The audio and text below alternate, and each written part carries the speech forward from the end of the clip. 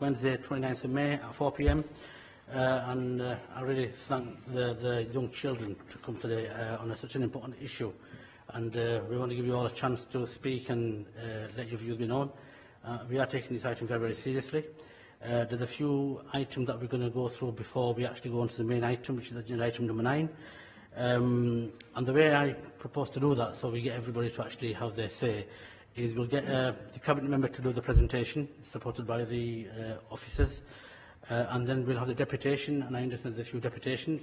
And I'm not going to put a time limit on, so you can talk for as long as you like, because I think it's important that everybody has their say, and we take everything into full consideration, because you know, we are in a situation where we want to do the best for all the children and the community. That's what I'm here for. It's a difficult decision, difficult time, but we want to make sure that everybody actually has their say. And then we'll have public question time, and again, you know, you can have as many questions as you want. You know, and if you want to be here for an hour, 2 hours, 3 hours, again, I'm prepared to listen. And again, I'm not going to put any time limits on that. And then we'll get the Cabinet members to respond. And we've also got member question time on that particular item. So that's how I hope that I can actually make sure that everybody has their say. And again, like I said, there's no time limit on that item. So I'll just get over the formalities before we get into the main item. So membership of the committee. Oh, sorry, Richard, you want to say a few words? Could I just make a few announcements, please? Could I just remind people that in accordance with the signs on the doors outside, the meeting is actually a webcast meeting, so it'll be recorded on the World Wide Web. In relation to agenda item 9, Albury School, there's no requirement for an entry to the forward plan for this item due to it being a consequential decision arising from a decision taken at the Cabinet meeting in March 2019. Right, sorry. Yeah, so there's no requirement for an entry to the forward plan for that item because this is a consequential decision arising from the decision taken in March 2019 about the consultation exercise. In accordance with Council procedure rules, there will be a number of recordings made of the meeting from the press, so just be aware of that during the meeting as we're going along. If you're invited to speak or you're wanting to speak during the meeting, if you press the big button on the console in front of you, and the chair will invite you then to speak. And lastly, if I can just remind you, if there are any deputations or questions from members of the public or members of the council on any issue other than Albury, could you just let me know now? I'm aware of a question from Councillor Bolt. Are there any other questions? That's fine. Mohan, do you want to say something? Yeah, Chair, I want to ask, speak on item 13 later as a member. Yeah, thank you.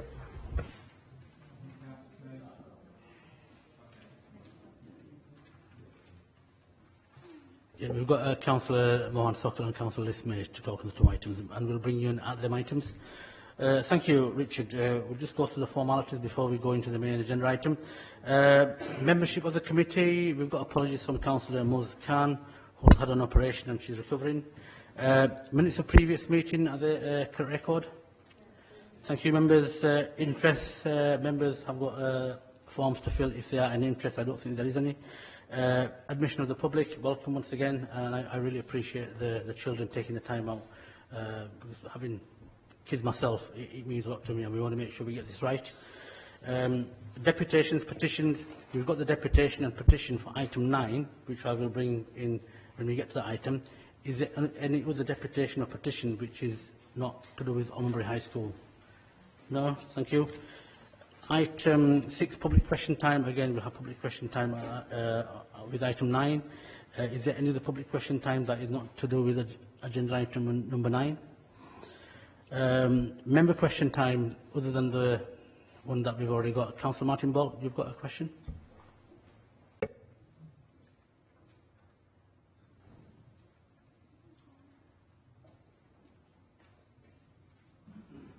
Oh, there we go.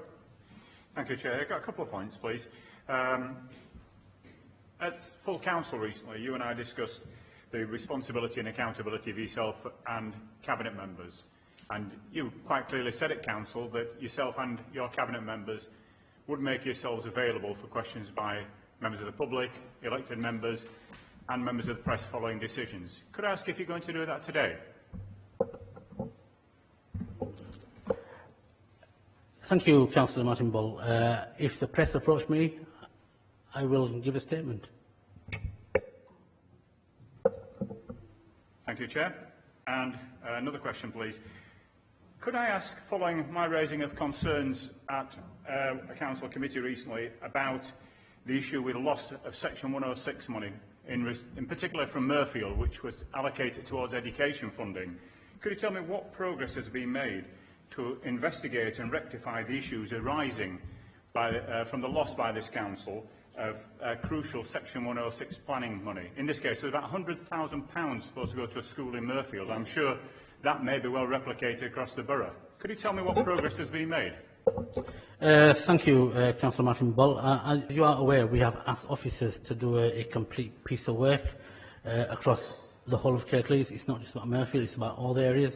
As soon as that work is done, we will report that back. Thank you. And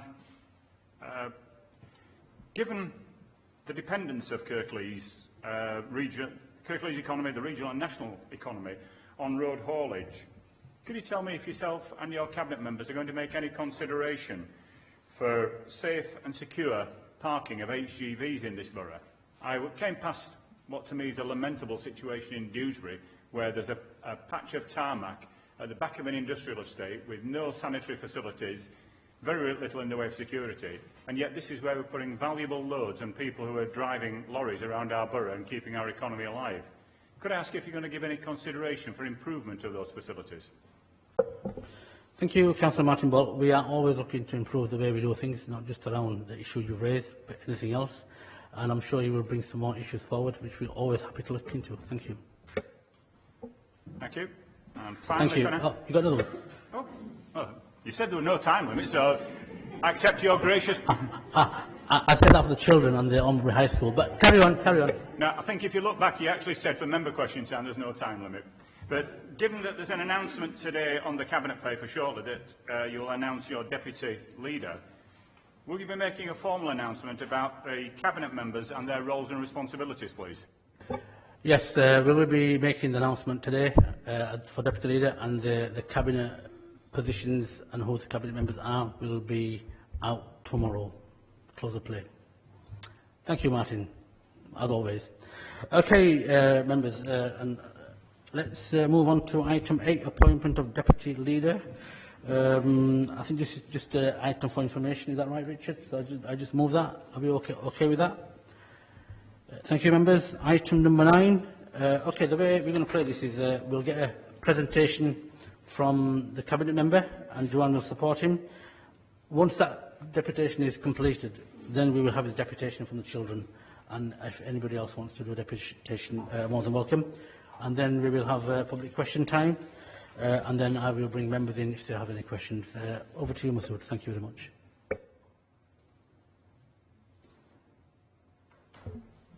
Thank you, Chair.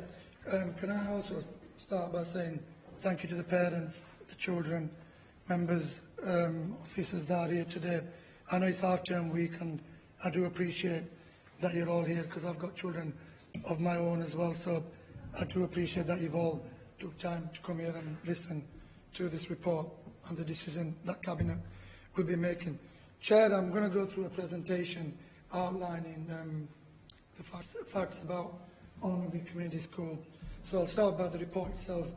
The report presents Cabinet with the outcomes from the non-statutory consultation, future options for Almbury Community School, the basic need for school places across Huddersfield South and East and South West, and seeks approval to formally propose alterations to the school by reducing the age range from 3 to 16 years to 3 to 11 years, and to change the planned admission number of the school.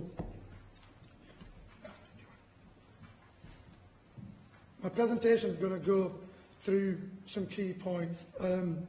This is a difficult set of circumstances, but I will explain. Whilst many of the circumstances are outside our collective control, we must prioritise the opportunity so that children and young people across the authority have the best start in life. We want all children to enjoy a broad curriculum in a setting which is secure and sustainable for the long term. Almondbury Community School finds itself in a really challenging situation, and what is clear is that doing nothing is not an option.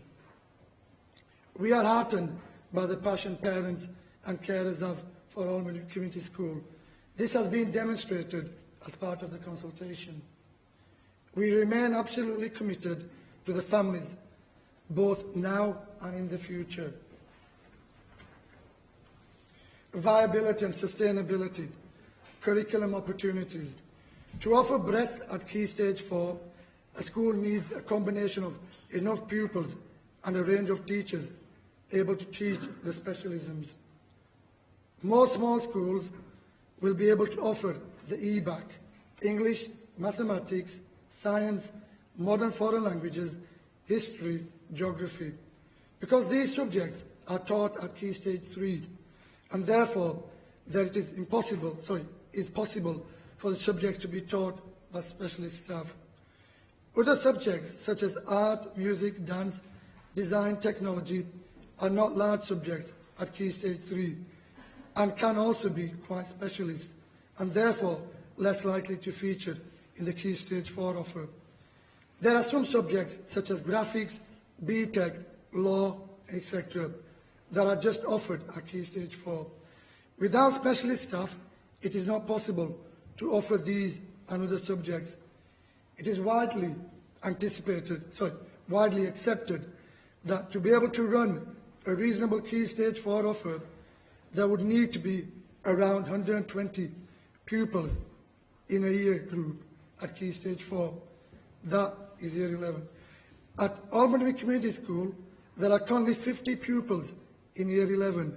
This results in Almondbury Community School offering just the EBAC and one or two set of options at Key Stage 4, where larger schools are in a position to offer more options from a much larger pool of subjects to pupils. The current Almondbury Community School model is unaffordable and unfair to the children.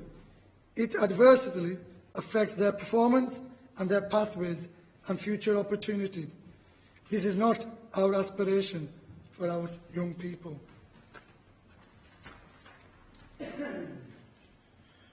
Key Stage 1, 60, Key Stage 2, 110, Key Stage 4, 3 and 4, 120. The school is operating at less than 50% full, and so this impacts upon the amount of funding that is generated. Generally, we know that the school budgets are squeezed. This is even more acute when there are low pupil numbers, particularly at secondary level. The challenge is that across the wider Huddersfield South, West, South East area, there are more places available than there are young people. Even when more houses are built, which has been considered in the context of the local plan, there will still be far more places than will be needed. For Almondbury Community School, this is its single biggest challenge. Parents who live in the school's catchment area are able to preference and get place at other schools, and this is what has been happening for a number of years. Impact on school budget. Almondbury Community School is currently operating with a deficit because the amount of budget it receives depends on the number of pupils on roll. At the end of the financial year 18-19, the school was in red by around £500,000. Doing nothing would see the deficit likely to increase to just under £1 million over the course of next year, and with these projected pupil numbers now anticipated to rise, this would year-on-year spiral out of control. We must not wait for that to happen, as this would not enable the best for our children, either now or in the long term.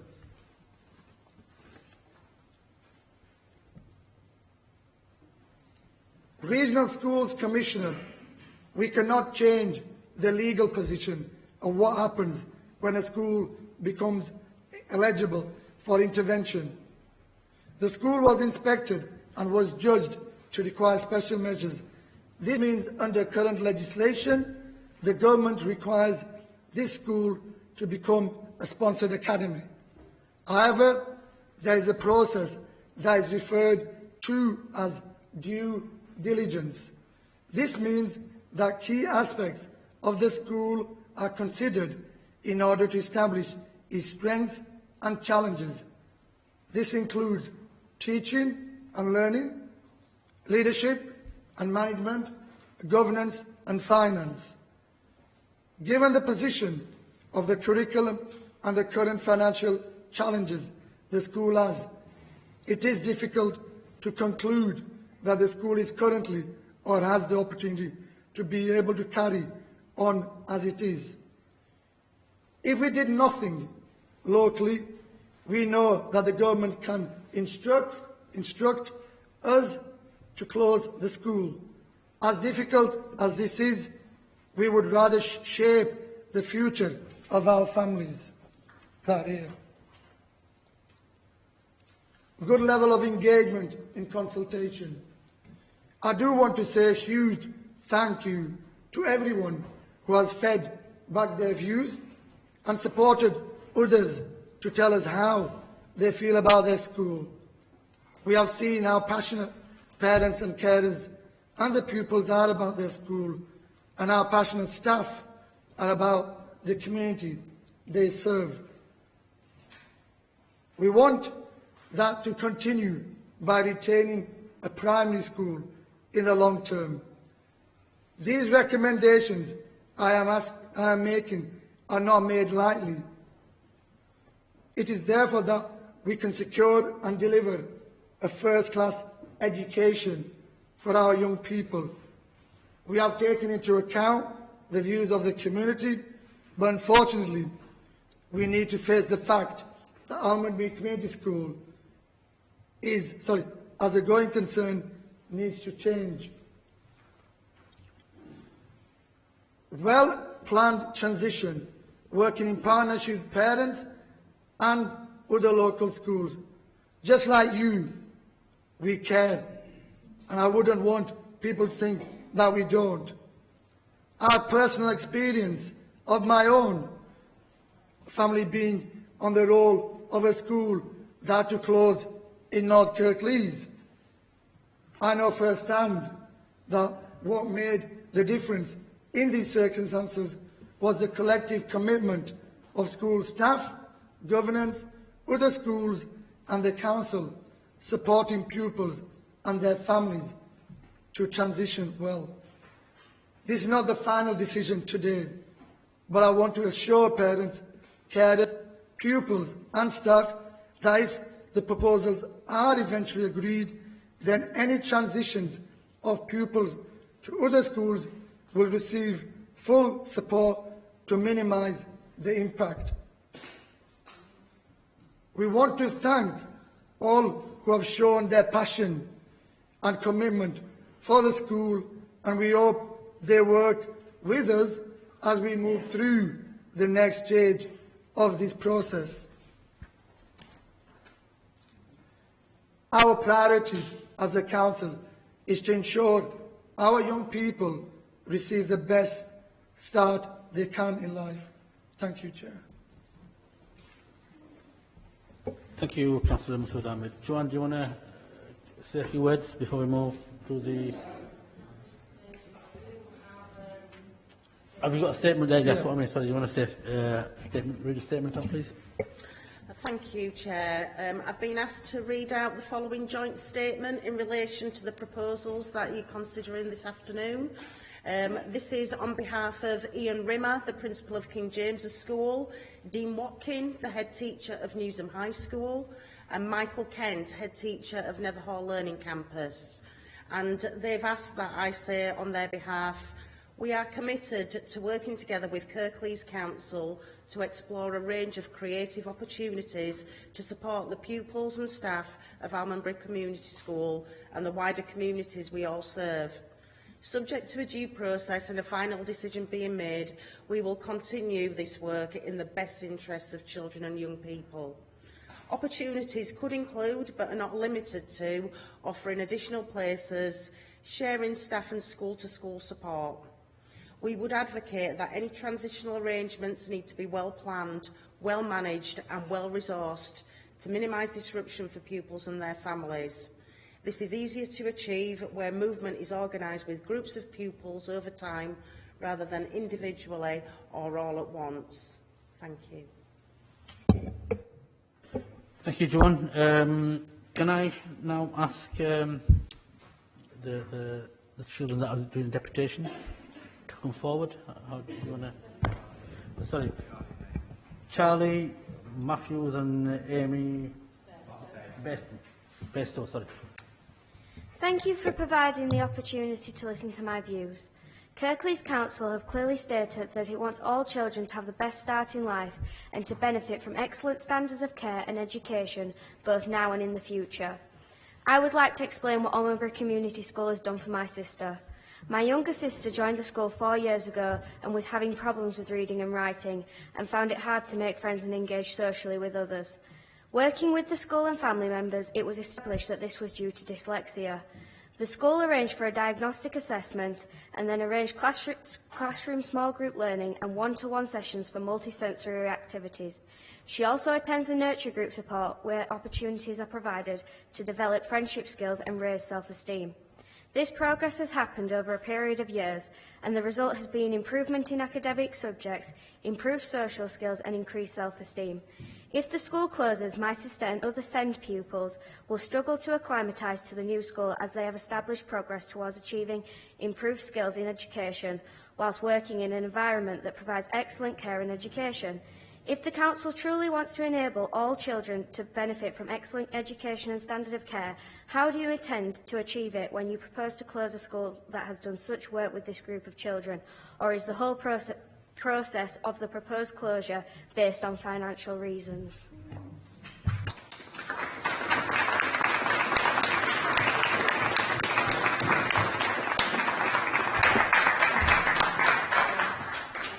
My school has amazing teachers who are always trying their best to give me and other children the best education possible. Where do you expect me and other children to go? King James is to capacity. Adding more children could be a health and safety issue, and Newsham is not an ideal school as it is also failing. How would children get there?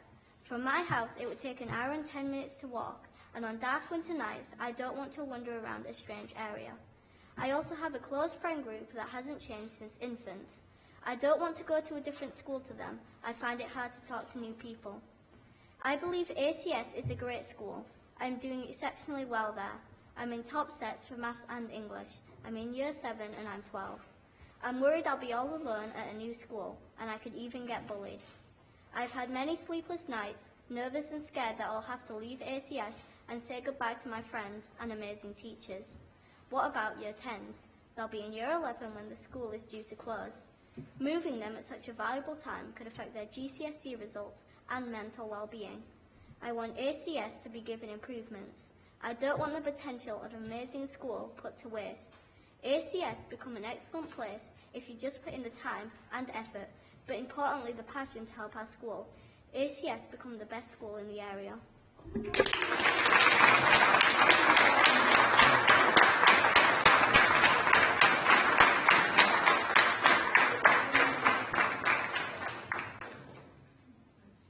Thank you, Charlie and Amy. That was very, very good, and we'll take what you said into full consideration. Well done to both of you.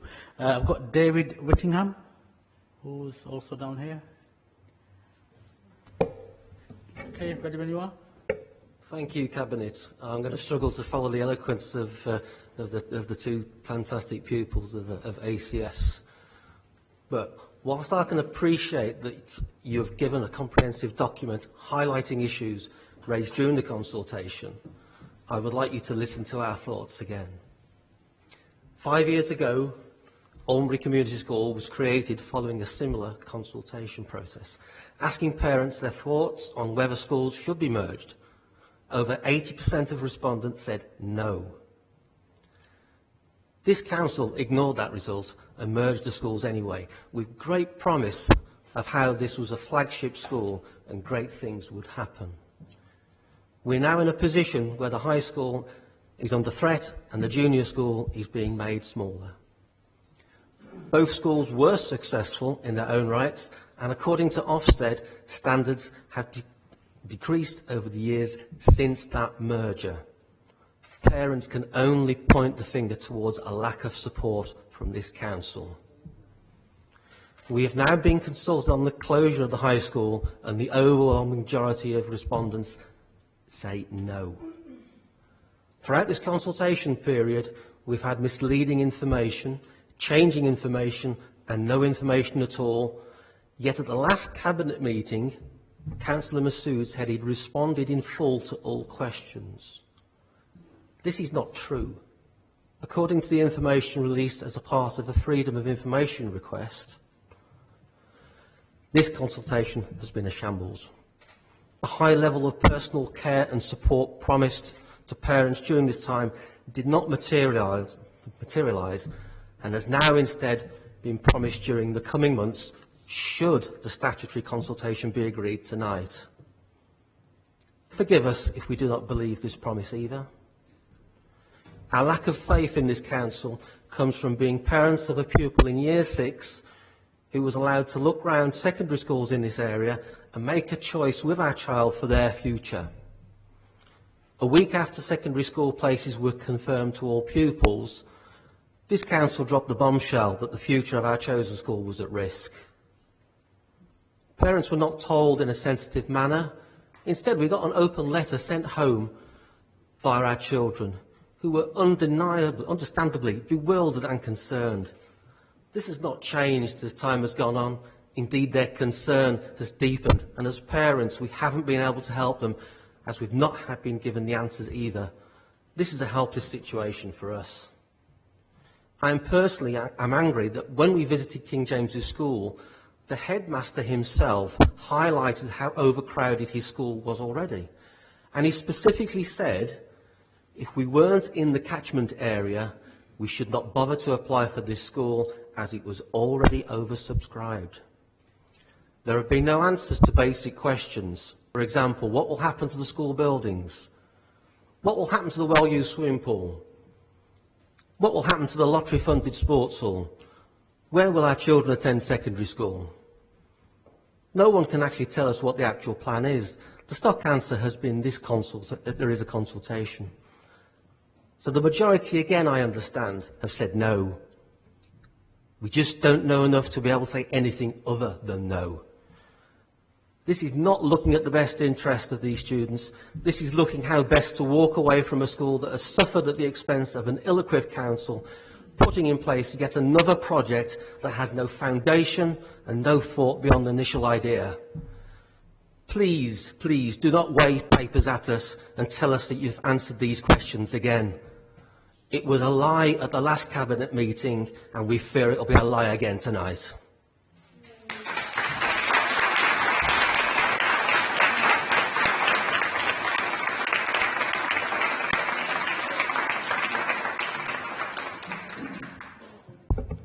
Mr. Peter Rock, did you want to say something?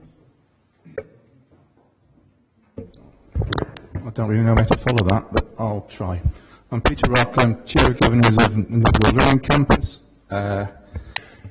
and we put a document in some weeks ago which I've recopied to the members, but basically it supports the statement read out by, on behalf of the three heads, with some extension to it.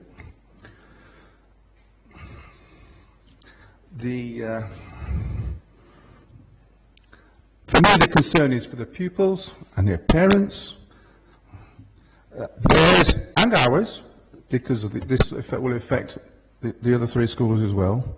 The staff, theirs at NLC and ours. Right? The statement from the three heads is supportive encouraging and gives a warning. Right? In effect, it's a promise and our letter to do our best for the pupils and staff of ALC. That's between the three of us, right? Because that's all best we can do. But that's our promise to you. In turn, we're going to expect from those in front of me generally, that is the Cabinet members and the senior officers, that we get substantive, thoughtful and intelligent support from you. Right? And you can expect from yourself to hold you to account. Right? As today's decision is not the only matter at all, but merely the end of the beginning. Thank you. Thank you, Peter, for your deputation. Is there any more deputations that I have missed? If there isn't, then we've got a public question time now that we're moving into. I've got Trish Jennings. Hi. I've got two questions. My first one is to Jo Sanders, if I can ask. When you had the meeting with the teachers at school, the conversation we had in car park was you turned around and said that my daughter's due to start in September. She'd probably be able to see the whole 5 years through, and my son will be able to finish his GCSEs. But why the change now? Why are we wanting the year 7s to move as quickly as you can? And then my second question, from the time Ofsted published the special measures reports on the 11th of February to the time of the forward plan to the council was 18 days. How is the school meant to implement improvements within this sort of time frame?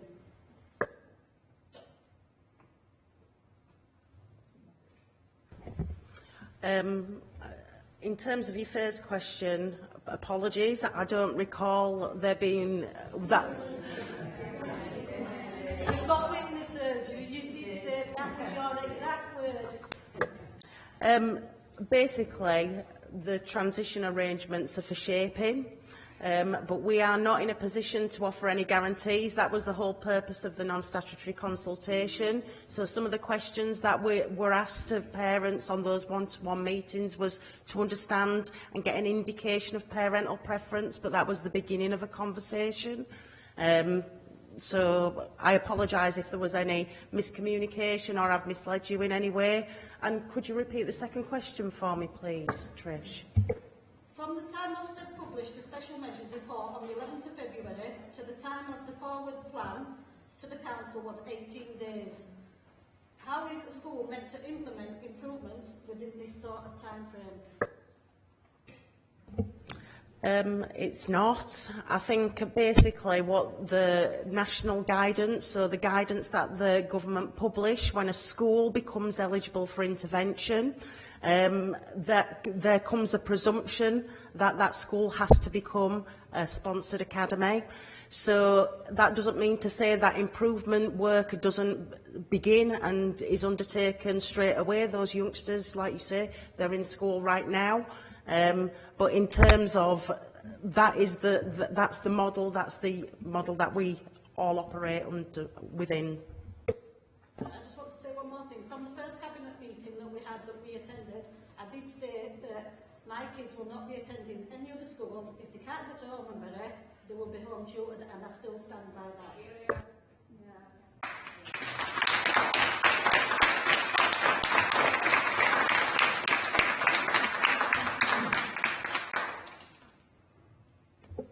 John, can I just clarify something? Because the question regarding Ofsted, just to clarify, has there been a DFE directive regarding what we need to do with the school?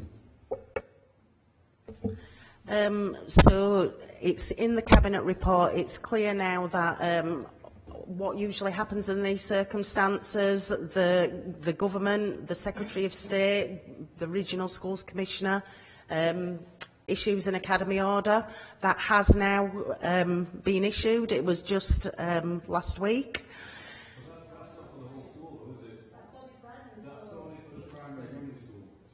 So what that says... Absolutely, and that's why we've clarified in the actual Cabinet report. So in the letter that has been sent to the Chair of the Interim Executive Board, it is for Almondbury Community School. What it does also articulate is the fact that the Regional Schools Commissioner is aware that the school is subject to current statutory proposals. It's currently in a process, and what it says is that they will take that into account in undertaking the next stage, but they have issued it, as you say, in the context of there are some proposals that are yet to be determined. So what we did in the Cabinet report, we wanted to be clear, so we've extracted the exact wording. I'll carry on with the question. I might come back to that later on. Question 2, Michelle Matthews. Okay. Yeah. My first question is, what evidence is there that ACS secondary provision is not viable to be an academy? Councillor Masood, do you want to answer that? You've already had, so is it Charlie or Amy? Yeah. I think Joe's already answered that question in terms of the numbers. Do you want? Sorry. 50 children. Sorry. Say that again, sorry. The finance side, we haven't seen the finance side of it. Well, the numbers, like I said in my presentation, there isn't enough children in that school at the moment for it to be viable. My second question is, if Almondbury Community School does close, what will happen to the buildings and playing fields and like the sports hall? Thank you again. Nothing's being decided with the buildings at the moment.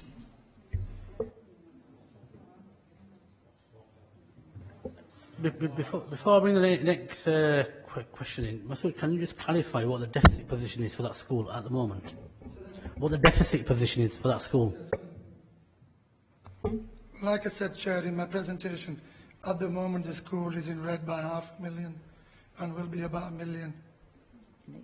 As year on, as it continues, and every year it'll go bigger and larger.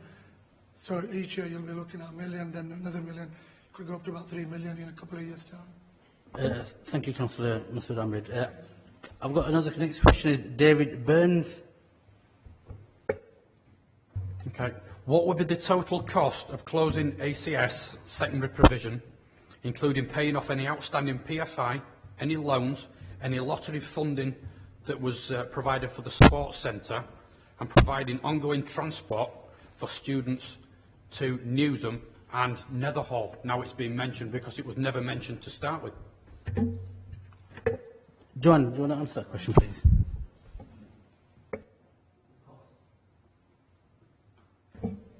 Sorry, can you just clarify for me again? You asked about the total cost. You talked about PFI lottery funding and...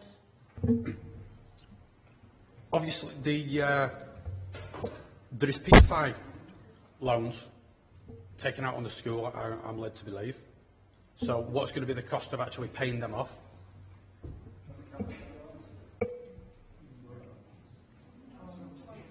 Could Councillor Masood answer these? Or could anybody just answer these? So, PFI is a long-term contract which the council enters into, and that contract continues come what may. Now, the council might well use the building for other purposes. How it might be used is not yet determined. The cost you refer to would be there in any event. That's it. Honest answer. Are the buildings and premises on the ACS site not, are they not actually earmarked for educational purposes only? So is that going to be another school? Joanne, do you want to just address the full totality of the question, please? So the council does have priorities and they're sort of being clear in terms of capital investment. So we have got priorities around sufficiency, in terms of youngsters with special educational needs and disabilities.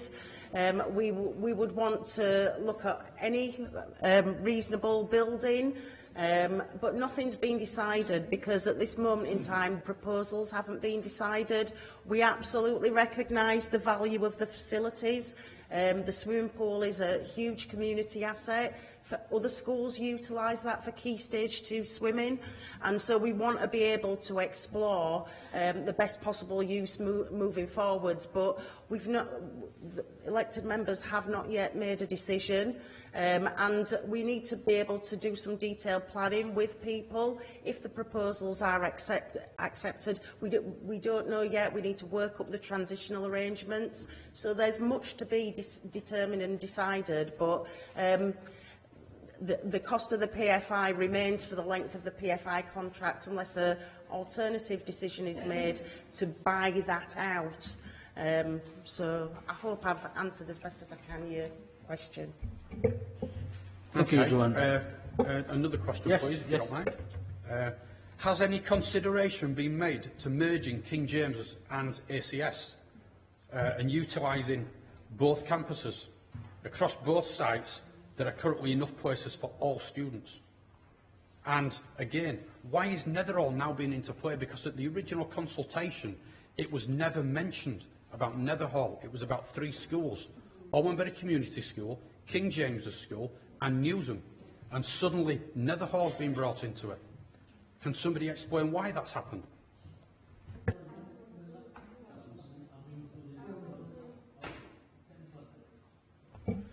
In terms of a merger, it depends. So some decisions don't solely rest with the council. King James's is an academy school. Actually, what we are trying to do is work together in partnership to see how best we can meet the needs of pupils moving forwards. Essentially, a merger, that same due diligence, it's the same set of prospects when you're considering an academy trust solution. The cost of the facilities, the numbers of pupils, that's something that's not going to change. So you have a split-site school, which is entirely possible to do, but the costs and the income isn't going to change. There aren't the additional pupil numbers.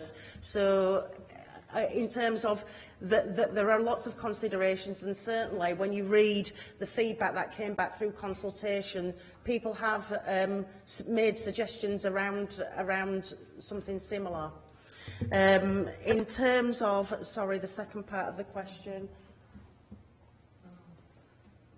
The second part was Netherhall. Sorry. Why is Netherhall now being brought into it? Because essentially, through some of the non-statutory consultation, through what some parents are wanting to explore themselves, people are making requests to transfer to other local schools. It's geographically a neighbouring provision, and there's a real opportunity for the neighbouring schools to work with Almondbury provision for the future. The other aspect that was in the consultation was very much about, we asked questions about the future catchment area, and you'll see in terms of the responses that came back, there was in the consultation document areas 4 and 5, and there was overwhelming support for those areas to be aligned with Netherhall Learning Campus. So that is in response, I suppose, to discussion, dialogue and the wishes of some parents. Councillor Masood, do you want to add anything? I just want to add that, I know the lady over there, I forgot your name, Trish, you mentioned about the one-to-one consultation. We did have about 113 people attended those consultations, both weekdays and weekends as well. And through those consultations, some of the stuff that was coming out, going back to what Joe is alluding to at the moment, and again, some of the questions that the gentleman behind you raised as well. So this is what was coming out, and I just wanted to answer, is it Amy, Charlie's question, if I can, Chair. You mentioned about the SEND and the transitional and the dyslexia and all that. I'm a parent myself, and I know, and I've got children of my own, and Do you actually have a child with dyslexia? yes, I do. I had a child with special needs who's no longer around. I had two actually Right, that okay. died. I'm sorry So, about that. thank I am sorry about that. So, if I can finish? I just want to say that I do have feelings as well as a parent, and as a parent who's lost two children of his own. So, when we're making decisions here, just don't make them with light-heartedly. I have to take into account everything. And what you just said about dyslexia and all that, it does hurt me because I had family members who had all that. So, working with officers, working with yourselves and families, I need to look at what is best for you and your families as well in relation to making sure if we do decide the transitional is done very smoothly as well. Okay. I just wanted to... Can I ask another question? Please do. Do you have a child that goes to Holmbury Community School? I don't have a child that goes to Holmbury Community So, if the school does close, it is not going to personally affect you. I understand what you've said, but it isn't going to personally affect you. It's going to personally affect all of these. The 16% of that school are SEND children. Them children are not going to cope with this change. They really aren't. My sister has nightmares. Okay, she is terrified that her school is going to close down, and that scares the life out of her, and it's not fair.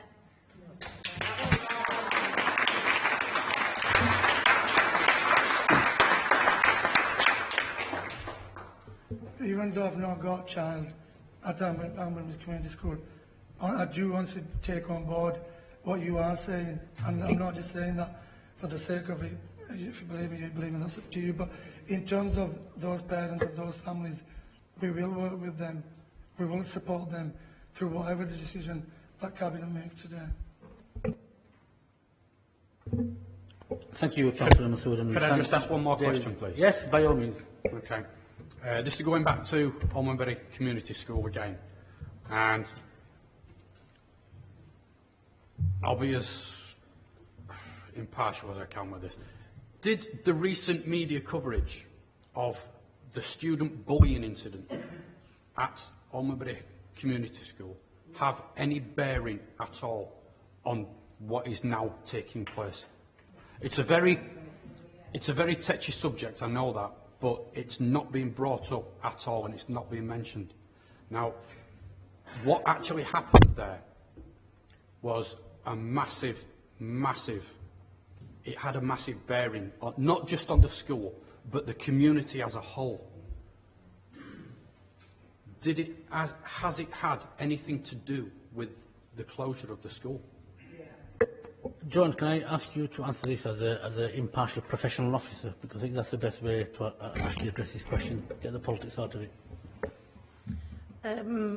I think in terms of bringing forward these proposals, I suppose there was a situation that caused a chain of events in the fact that I suppose for reasons that Ofsted will articulate, it caused them to inspect the school. The Ofsted held an inspection at the school and the outcome was special measures.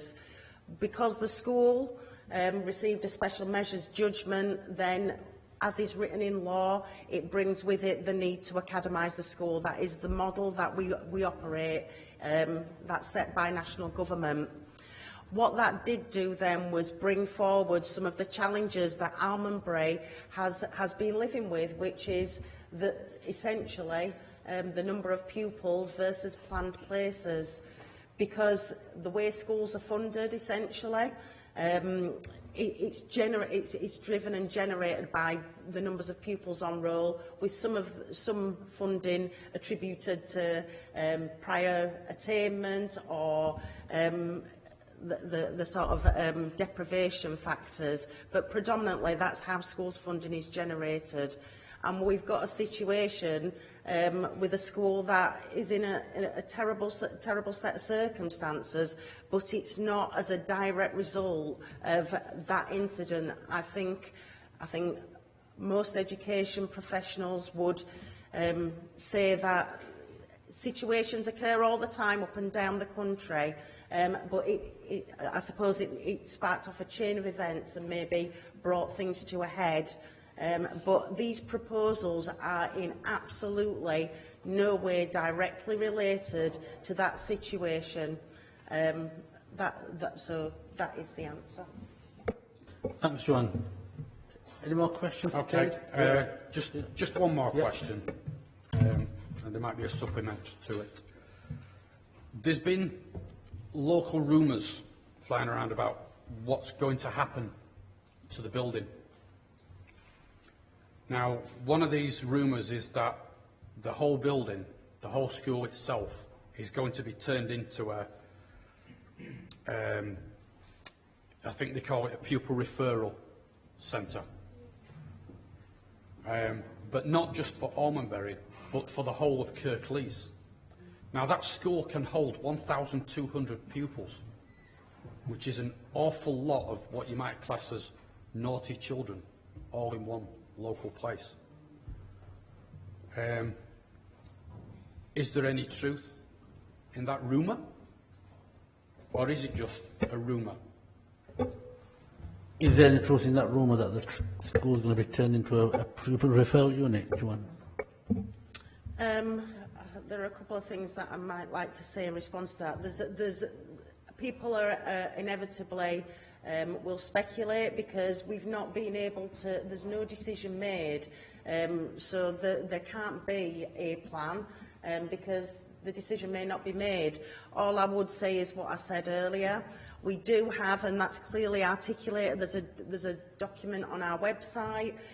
We've been really open and transparent about making sure we've got sufficient provision for all of our youngsters, both the mainstream and those who have got special educational needs and disabilities. And we need to make sure that we can educate our youngsters locally. In terms of there are no proposals or for additional pupil referral places. And I would say that I would counter that those children are naughty. We've got children who've got additional needs, and we need the right provision to meet that. So. I just want to answer the gentleman's question, if I can. I just want to echo some of the stuff that Joe said, and I mean, I've not heard that. I'm just telling the truth in terms of when I've been out and about, so I've not heard any of that in terms of that we are creating a 1,000 pupil referral unit for that school. So I don't know where those Chinese whispers or rumours are coming from at the moment. I just want to tell the gentleman that just asked that question, sir. Okay, thank you very much. Next question from Tajinder Aziz. Thank you, Chair and Council Leader. I have two questions, and for the parents and pupils that are following the question that we're asking, they're questions 2 and 18, the questions that the parents of children have put together.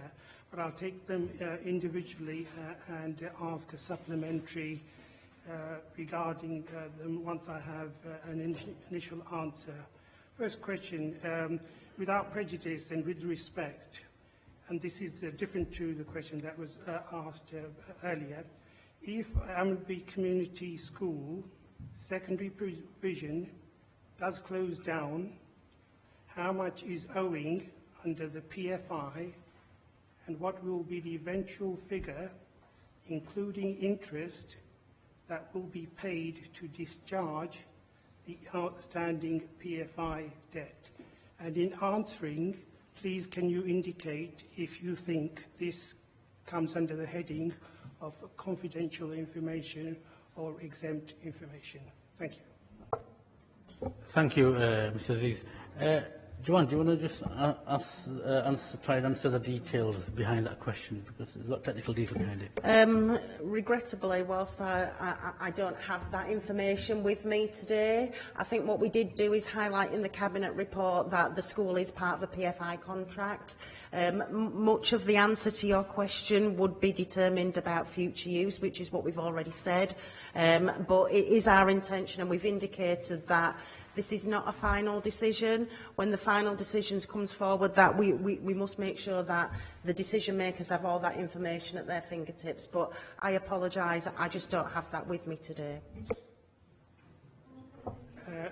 Chair and Council Leader, by way of supplementary, I'd like to ask, will you direct Julie Muscroft, Service Director, Legal Governance and Commissioning, to provide me with copies of any documents relating to Ambury Community School which carry the council seal, so as I can make myself aware and inform myself as a Kirklees resident with regard to these matters and follow more closely what has been happening. I will make sure that the council's legal solicitor, Julie Muswell, gets that request, and she will respond to you directly. Thank you. Any more questions? Thank you, Chair and Council Leader. My second question. Newsom is currently rated inadequate. How is it going to improve given the additional pressures of additional students? And I'm not having a go at this council administration. I want to make that clear. There's plenty of blame to go around all political parties and all previous administrations that have had a hand in their time of control. So please bear that in mind. John, Newsom's under special measures. How come we can guarantee that there'll be a good outcome at the end of this? So Newsom High School is in serious weaknesses, but if you actually read the Ofsted report, what it does recognise is that the school is on an improvement journey.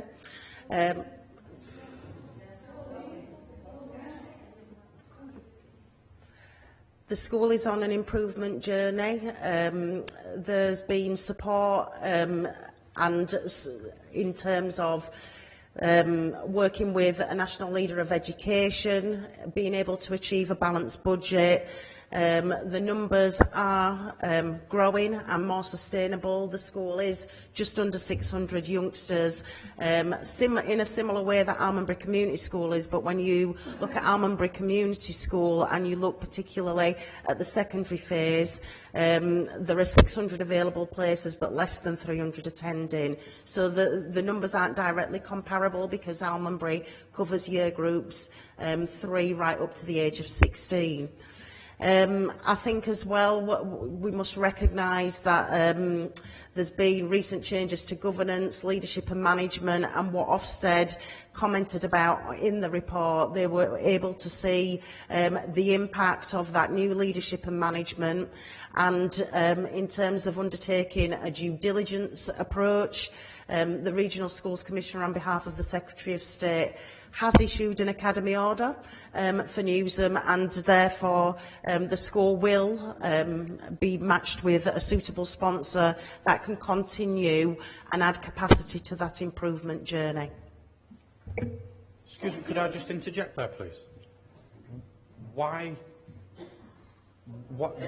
is Netherhall was in a similar situation to Almondbury 7 or 8 years ago. It was turned into an academy. Newsom is in a similar situation to Almondbury. It's been turned into an academy. Why not Almondbury? Yeah. What has Almondbury done that it doesn't deserve the support?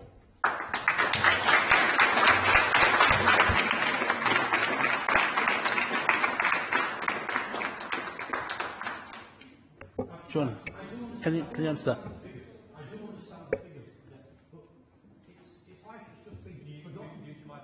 Sorry, it's like the school has just been forgotten.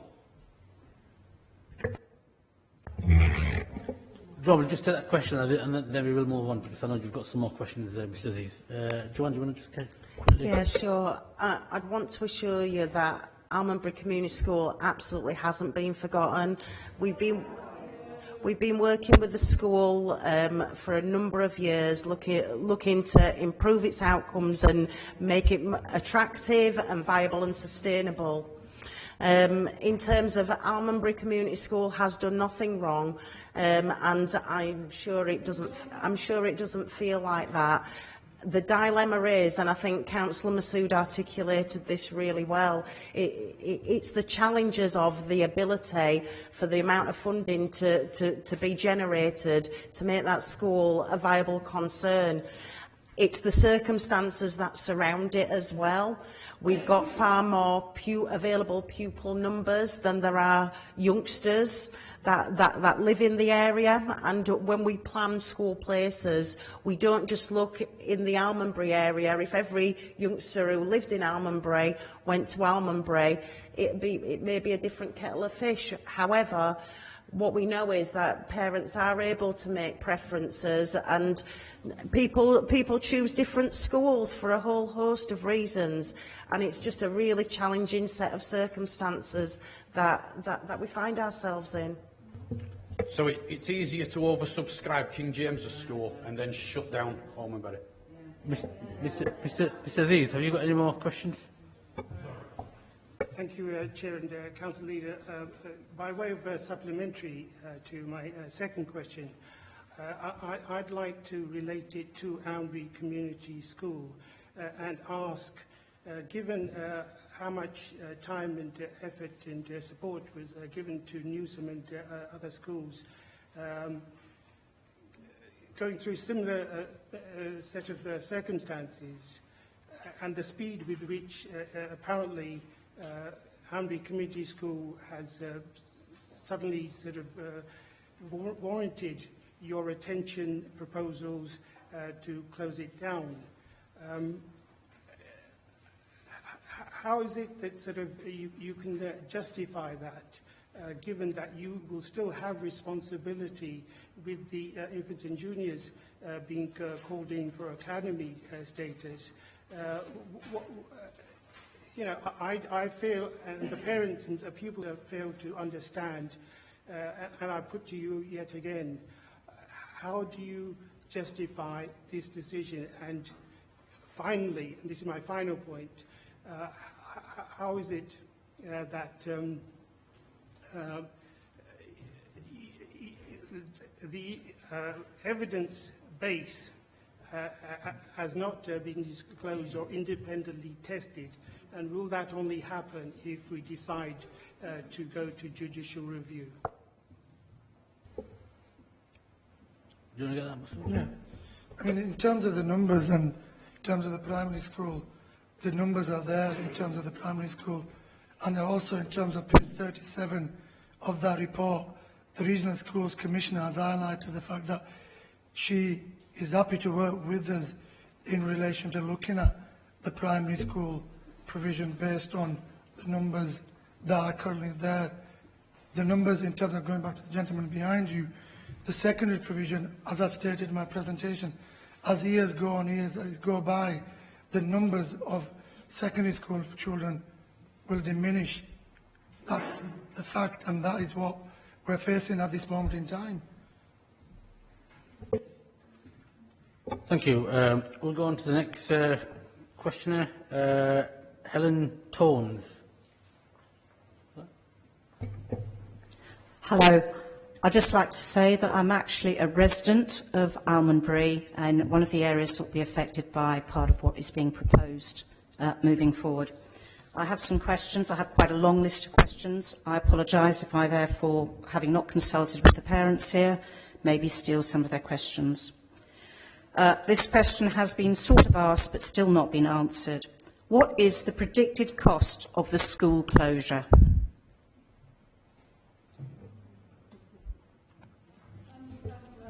I was just about to answer that question. I can't give you the exact figure. It's a PFI school. Unlike George just said earlier on, we haven't got the figures to give you. I find that very surprising you don't have that anticipated, bearing in mind you will be having redundancies, no doubt, which should have been built into your costs. You are talking about closing this school in only 15 months' time. I understand that the council, however, are paying about £650,000 a year to the management company, and that there's 15 years or more to run on that PFI contract. That equates to £9.75 million. Can you please advise how will the council fill that gap? John, can you try and answer that question, please? I think it's really difficult to answer, because some of these things are dependent upon next steps.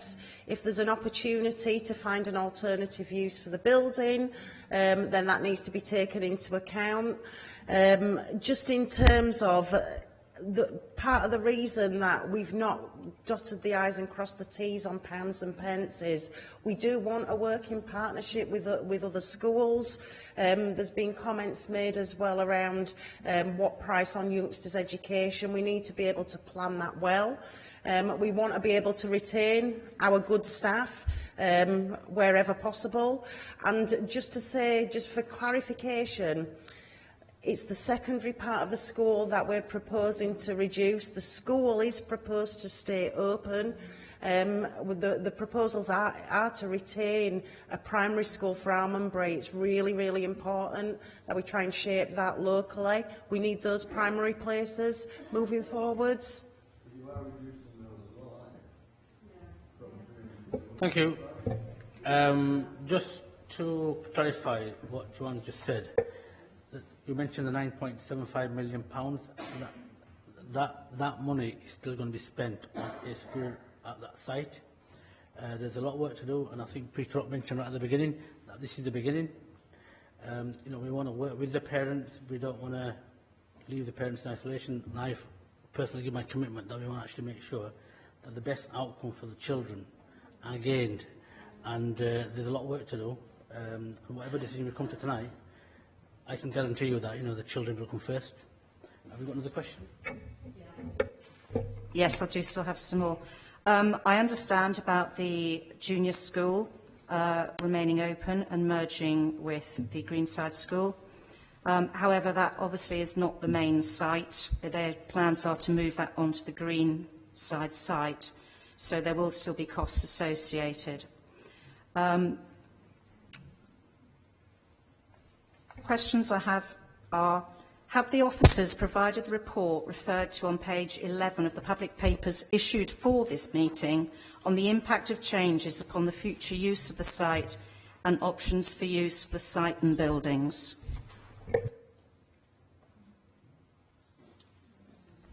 John, have the officers provided that information?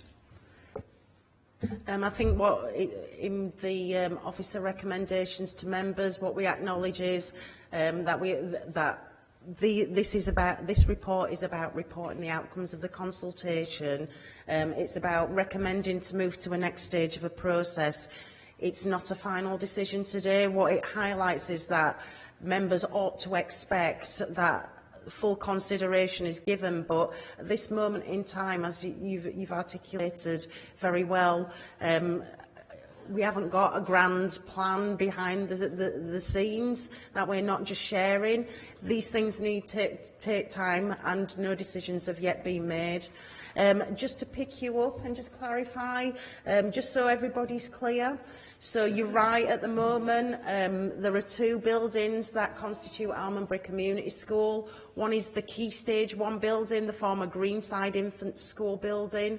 The other part is the Key Stage 2, 3 and 4, the former high school building. So the school is one single school at the moment, and what we're saying is being able to house all the primary youngsters in the smaller building are the future plans. But the school is one school, and it's just about utilising space to its most cost effective and making sure that that school has got a long-term future and it's viable and sustainable. I hope that helps. Just trying to clarify. We all know it's one school, but you're saying that what you're going to do is you're going to go to the secondary side of this. It's not one school, is it? And the proposal for the academy is obviously for the juniors and the infants. We know that. Sorry, can you use your microphone when you... Yeah, sorry. Yeah, so when you say it's one school, I mean, we know it's one school. You're proposing to take the secondary stage away. Now, for whether that's money, well, we know it's money reasons for a start, but the problem being is you keep saying it's one school. It's not one school now, is it? You're looking at dividing it and closing part of the school. That's all I've got to say, really. I think I understand what you're saying, but at the moment you've got to look at how many kids you've got on roll and what the projection is. And like I said, there's a lot of work we need to do. We can give you all the reports in the world, but what we want to do, we want to make sure that we actually forge a partnership, hopefully today, and I've told officers very clearly that I'm not going to follow the rules today. This is your time, and we want to listen. And everything what you say, I am listening very, very carefully. I'm also making notes, because to me it's really important that whatever we do, we owe this to the future of our children, not just the children that we've got today. Have you got any more questions, Madam? Yes, I do have several more, I'm afraid. The report recommends that all AH students, either high school students, are reallocated as of September 2020, 15 months' time. This appears to contradict the statement that a phased increase of an additional 30 places per year at King James's School, leading in time to an increase of 150 students on roll. King James's School is an oversubscribed, cramped school with no physical room for more students currently.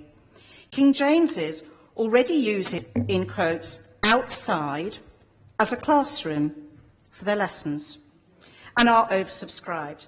If King James School does not get planning permission to extend, what is the council's plan? Joanne, regarding King James capacity, spaces, what's our plan? So there are two things obviously contained in the report. You're absolutely right. There are some proposed transitional arrangements. This is really important in terms of us being able to start to plan for what that looks like.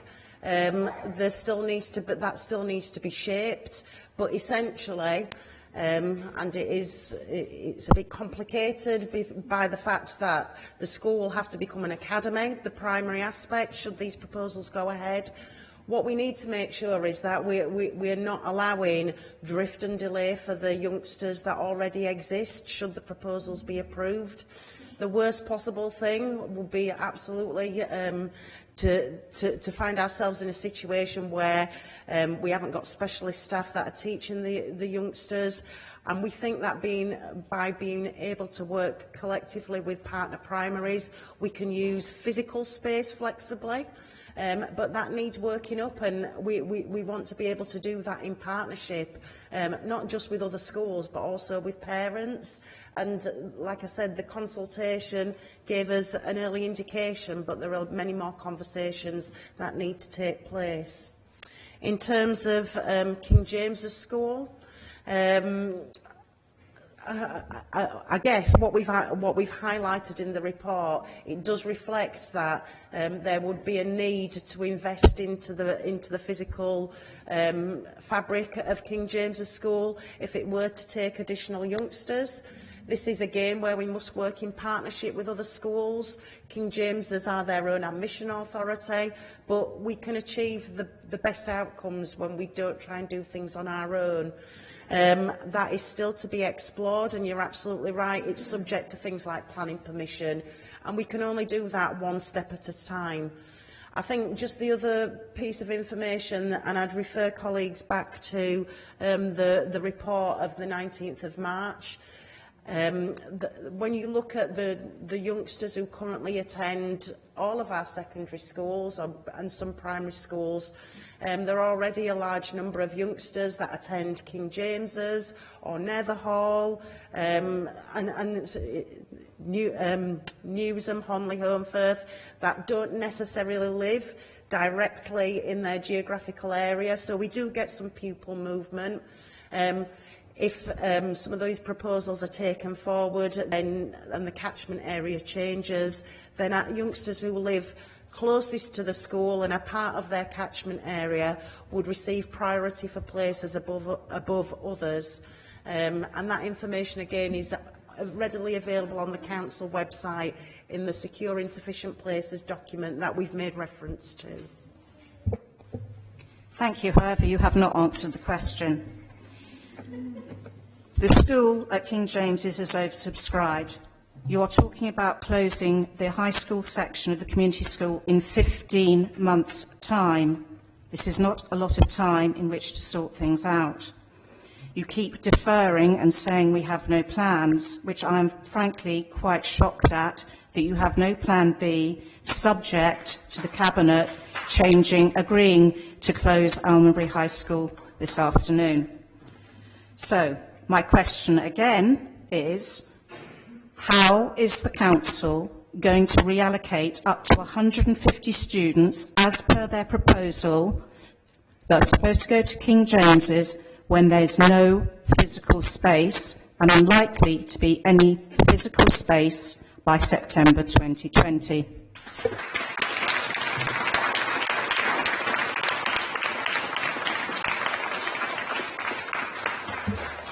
I apologise if I didn't answer your question. What the report states is that we're talking about the youngsters joining the roll of another school, and sorry, I wasn't explicit enough. We want to be able to explore how we might be able to use the existing site. Those youngsters may be on the roll of another school, but we may be able to educate them with staff and pupils on the existing site. But that needs to be developed with people in terms of the future. Then if an additional youngsters, if the school is to have the right physical capacity, then it will need investment. So the reason it's not all bottomed off, because that wouldn't be the right way to go about it. We need to work in partnership and not make assumptions about what parents want and which schools they want, because we already know that parents and pupils are looking at other schools as well as King James's. Thank you. I am, however, still concerned that in 15 months you're talking about, subject to the vote today, to close the high school, and you do not appear as a council or cabinet to have any proper plans in place as part of a plan, not necessarily decided, moving forward. Are you telling me that this council has absolutely no plans, draft or otherwise, in place for what is going to happen to the high school? Let me just clarify the situation. If we have no plan in 15 months' time, that school will not close. We have to have a plan, and that is what today is about. We can't start to work the detail out before we actually make a decision. We have an open mind. We are listening. That's why I said that. If this meeting takes 5 hours, I am prepared to sit here for 5 hours. And one of the things I want to make sure that it's absolutely clear that we need every single parent and child to feel comfortable that their child's future is secured. And if that takes more than 15 months, then it'll take more than 15 months. But I am also confident that our officers will work hard, like they always do, and we will get a solution. This is not the first time we've been here. I've been on this cabinet for at least 10 years, and a few of my colleagues have as well. And we've had these difficult decisions in the past, and we've made sure that we've actually come out intact. And I can give you that assurance that we will do the same. We are taking this very, very seriously. Let's just get through today, and it will not be the end. It will be the beginning of a great partnership. Have you got another question, madam? Yeah, thank you. By way of a supplementary, may I ask on this point, sorry to interject, Chair and Council Leader, but specifically to this, can you confirm the date of decision by this Council and with regards to judicial review? Because as I understand my reading of the legislation, we have exactly 1 year from the due date of the original decision by this Council to put in an application for judicial review. So could you answer that, please? You've completely lost me on that judicial review question. I'll ask officers to actually provide some technical detail, because I don't understand what your question is, but if officers can clarify. So we've tried to be explicit in terms of proposed next steps. This is not a final decision today. What we're asking members to take a decision about is to move to a statutory consultation, which means we have to publish statutory proposals. I think that process is outlined on page 4 of the report, and there's some detailed information that the government publish around school organisation proposals. In terms of when we start that legal process, then there's a statutory 4-week period where people are able to make representations and further comments, and then there's a final decision. The final decision must be made within 2 months of that period ending. And if that is not the case, then the decision passes to the Office of the Schools Adjudicator. Can I finish? Is that okay? There are then various parties that have a legal right to make an appeal if they're unhappy with the proposals. That's all set out. It's a limited set of circumstances when people can bring forward appeals. In terms of judicial review, I'm afraid that is something that I'm not a lawyer, but we can clarify that for you. But there needs to be a final decision, and a final decision hasn't been made yet. Thank you, Joanne. Have we got any more? I've got a few questions. I'll come back to you at the end because I've got quite a lot of people, and I want to make sure everybody has a say. I've got. Yeah, I do have 3 more questions, right, okay. And these relate specifically more around St Helens Gate and the King James area. Has any health and safety review or impact analysis been done with regards to the infrastructure and the community and residents of St Helens Gate, St Helens Fold, Dark Lane, St James Court, Burks Lane, Arkany Lane, Sharp Lane, Grasscroft and Fenny Lane, i.e. all the roads that will be affected should the proposal move forward if a further 150 students from Almondbury are put on roll at King James's? So has there actually been any health and safety assessment or impact analysis undertaken so far? Let me just come in there. The proposal you're talking about will need to go through a proper planning process, and that I don't think we should be going to that territory because it is a separate committee of this council, and I don't want to prejudice that decision making, so I can't really allow my officers or my cabinet to actually go down that road because there are some members on this panel who are also members of the planning committee, and it would be prejudicing any decision that they make. Have you got another question? Have you got any? Martin, I am chairing this meeting. No, yeah, Martin, please, I am chairing this meeting, and no, Martin, that will be a planning matter. That will be a planning matter. Martin, I'm here making sure that all the parents and children, I don't want to make this into political slanging much, so please, no, Martin, you are scoring point. Let's keep it civil, Martin. You're a councillor, you should know better. Madam, over to you. Okay, thank you. So it would appear that this needs to happen at possibly the next stage, should we move to next stage. Thank you. I have 2 more questions, one of which may also, or both may, apply to the next stage. St Helens Gate is seriously overloaded at school times.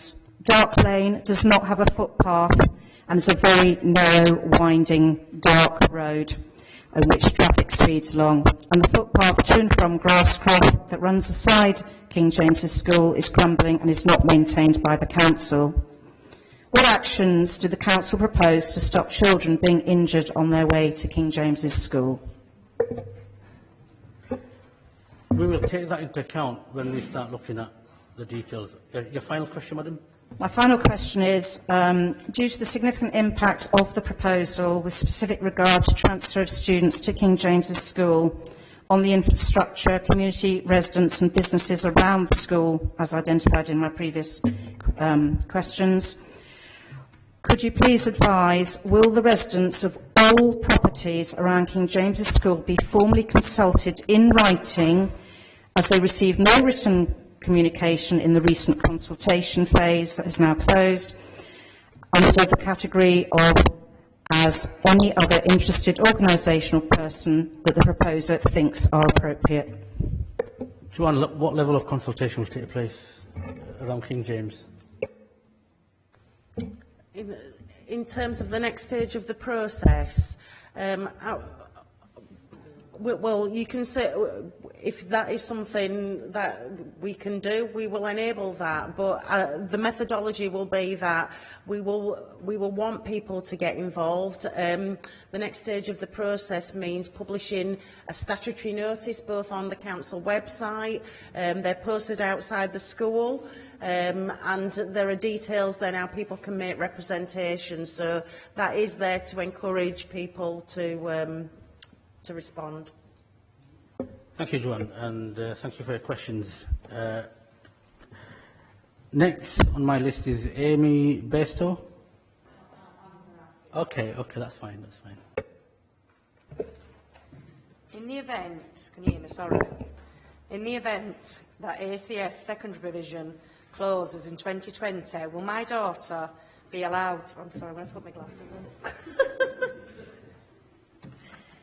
Be allowed to transfer to King James School to remain with friends currently in her year group at ACS, even if we live outside the priority administration's area?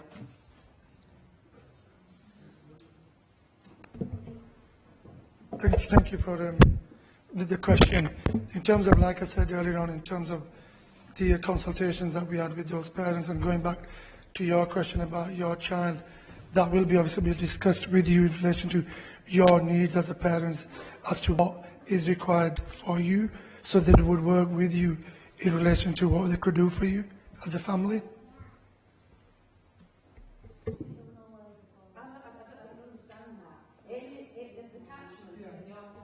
Yeah. Amy will not be in the King James catchment. A lot of her friends are from Armonbury, so she will be at the bottom of the pile. She won't be able to be with her friends. Thank you, Jo. So and again, this is why we need to have a dialogue. If we're in this situation and these proposals are accepted, we've been listening to what parents and some of the youngsters have said. We know that friendship groups are incredibly important, and what we want to be able to do, because we're proposing that the youngsters would have to move to a different school role, we need to keep friendship groups together. We need youngsters not to go in dribs and drabs. That's not. We don't want to create a rush for a school place, and that's why it's really good that the Chair of Governors from Netherhall and the statements that the head teachers have made. These are exceptional circumstances, and we need to make sure we do right by these youngsters, and it will need some resourcing, but we need to do that in a measured way and in a planned way so that youngsters can enjoy their education. So in those circumstances, yes, they're exceptional circumstances.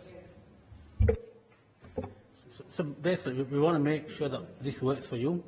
You know, it's a difficult decision we're going to be making. Yes, sure. In September, this one goes up to so-called high school.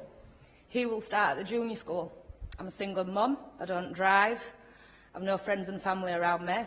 How am I getting two children to do two different schools?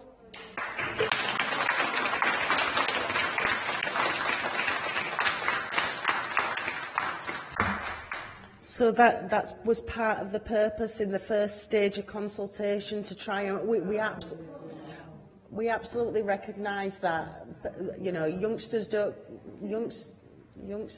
come as individuals. You're in a family group. There are siblings. There are considerations about preschool, after school arrangements, and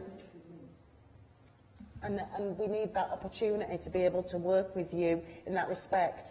To find a solution that works for you. That's why there are further conversations that need to take place around those basically, arrangements. this lady here who asked the question, two children, different cohorts, different ages, whatever problem you come up with, we will provide a solution that they are satisfied with. Is that what we're saying? I won't be satisfied until I can take both of my children to school. I don't have childminders, I don't have anybody look after my kids, I have separation anxiety. It took me a long time to let my kids be able to go to Almonbury. It's the only school they've settled in. I will not be splitting myself in half to take my kids to two separate schools to do. No after school clubs will be done, I won't be able to do anything like that. So therefore they will be kept together and they'll be homeschooled.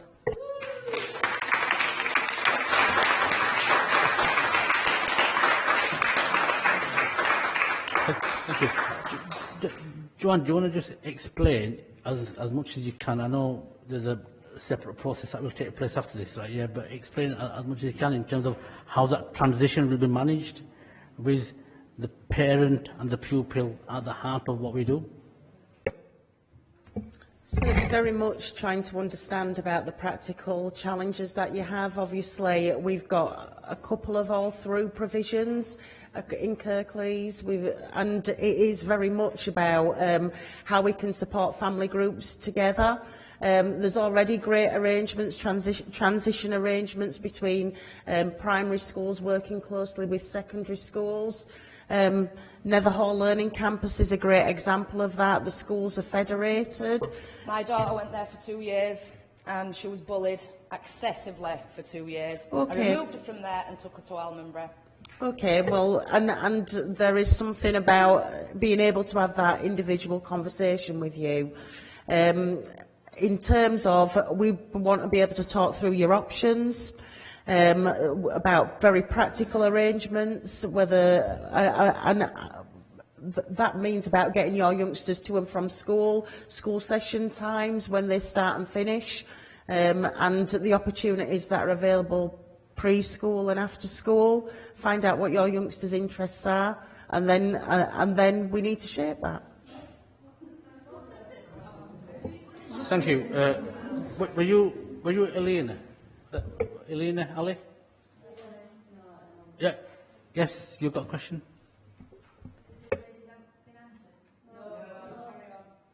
Have you got another question? Sorry. Have you, yeah. Well, Joanne's tried her best, and what I'm saying is, Masood, do you want to add anything?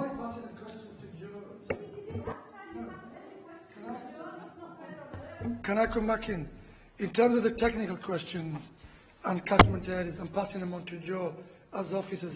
The lady over there just asked about PFI and other stuff. In terms of those questions, I'm asking officers to respond back to you. And the lady over there also asked questions about the area in terms of highway planning and all those issues. Like the chair has just mentioned, we haven't even got to that stage. And in terms of your questions, I'm not answering. I'm answering them as best as I can. Also, going back to, can I finish then, please, if you don't mind? The gentleman at the back earlier on said about FOIs and other information and all that.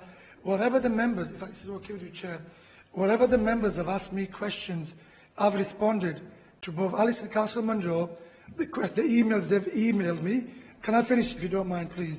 And also, Councillor McGuinn. And those parents that have asked me questions, I've answered the questions as best as I can, and they've obviously acknowledged my question. And I know there's nodding of heads, quite well, that's up to those individuals, but I've done what I needed to do. So going back to your question, and this lady has just asked me the question, I will answer as best as I can. It is a technical question. There are officers here that will be able to answer those technical questions in relation to funding, in relation to PFI aspects, or anything of that nature. Thank you. Okay, I'll just Thank you. can I just say one thing back to it? It will take 1 minute. Before you started upsetting all our kids about the closure of the school, shouldn't you have had this plan in place in the beginning? Instead of having to go through all this and then put the plan to us, what you intend.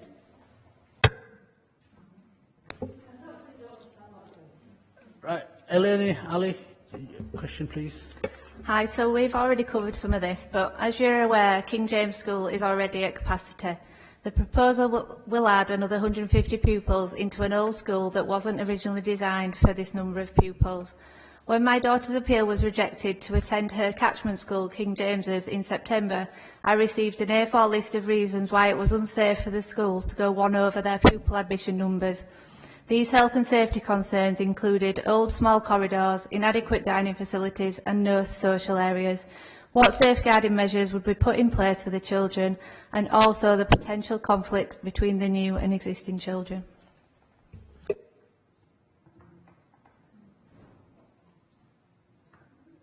Masood, do you want to answer that, or Joanne? I was just about to say, in terms of the discussions, Joe read a letter out earlier on. I don't know if you saw the letter or the statement from the 3 schools in relation to them working with us. and looking at whatever decision we make today.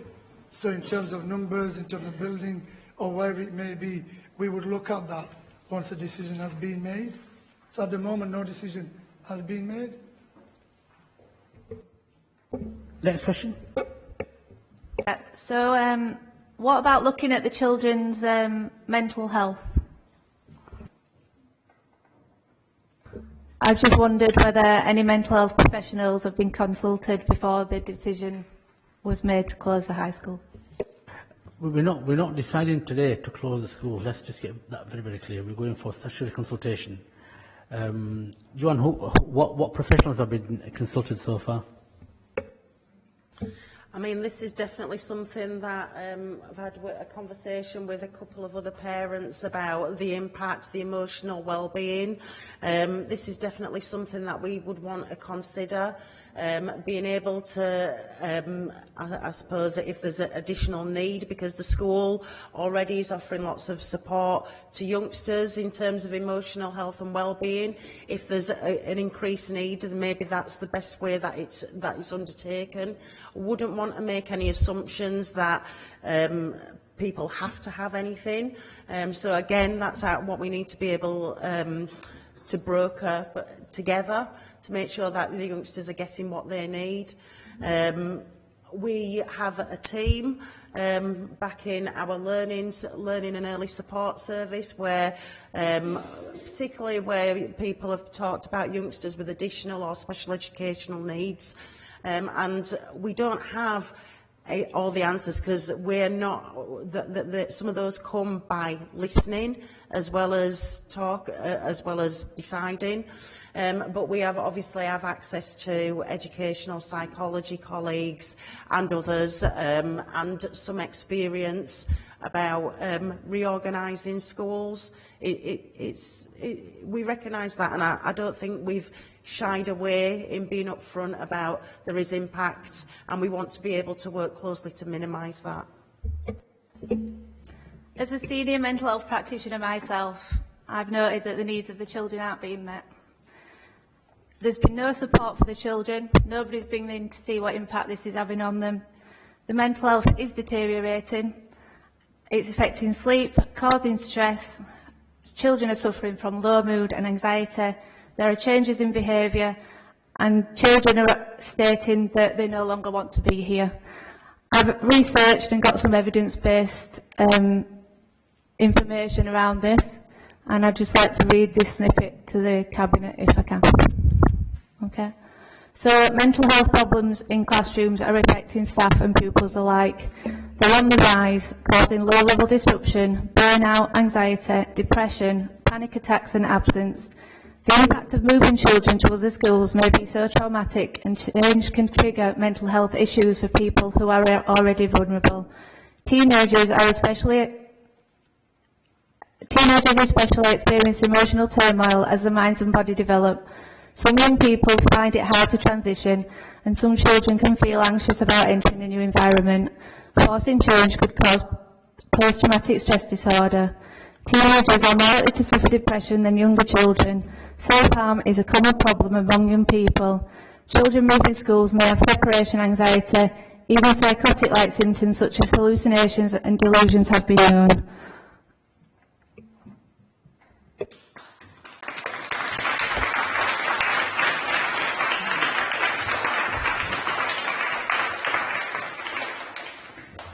Thanks, Elena, for that piece that you just read out. And this is why it's so important that we get this right.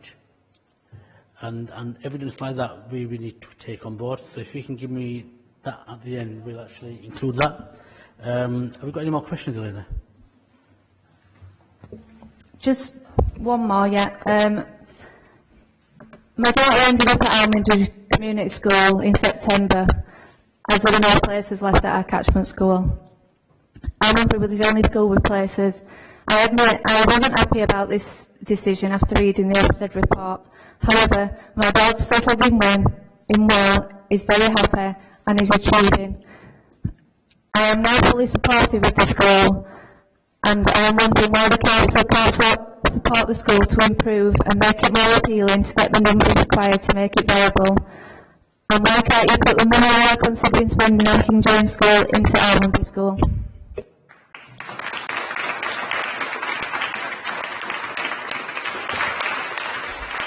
Yeah, again, thanks very much. And, I don't want to pass it on to Joanne because I think she'll just repeat herself, but one thing I can assure you of is we want to get it right for the children. To me, this is not about bricks and mortar, it's about people. It's about families.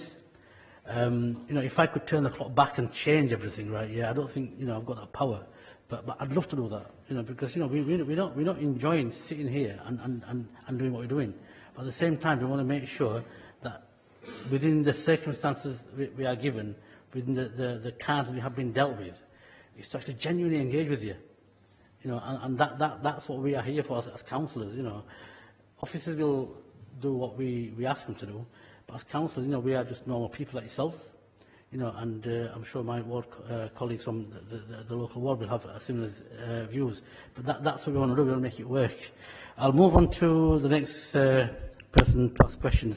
Darren Bastow. Hi, yeah. Right. I'd like to take us back to 2014 when the merger happened. Basically, it became Ombridge Community School.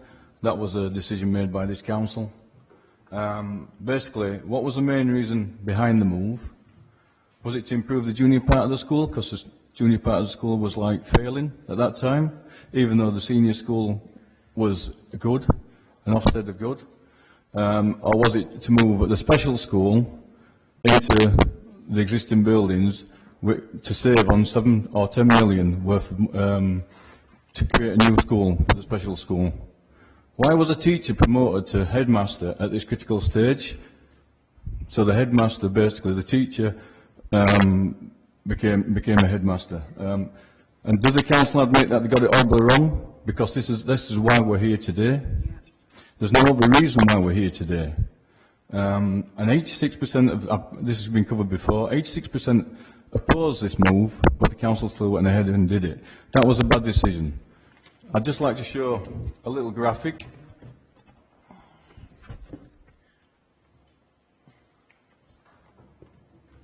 There was 493 at Oldham High School and Language College pupils.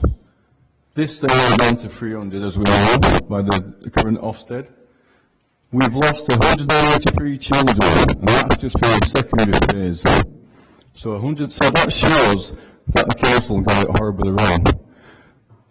The people opposed because people didn't want to go to school. People didn't want their younger children in the same playgrounds or in the same dinner halls as the senior children, and that was stipulated at that time.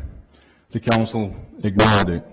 Then people moved the children to other schools, a better proposition, which was Hull Hallows School. Now, I know the council opposed it, but the adjudicator went over it, but that was a direct decision from yourselves. If this hadn't have happened,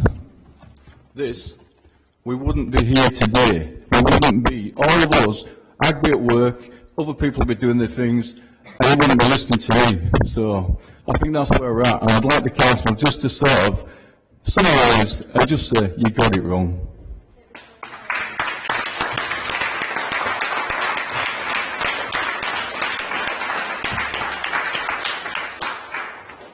I think Darren, the graphic you presented is reality. From around 500 kids, it went down to 300.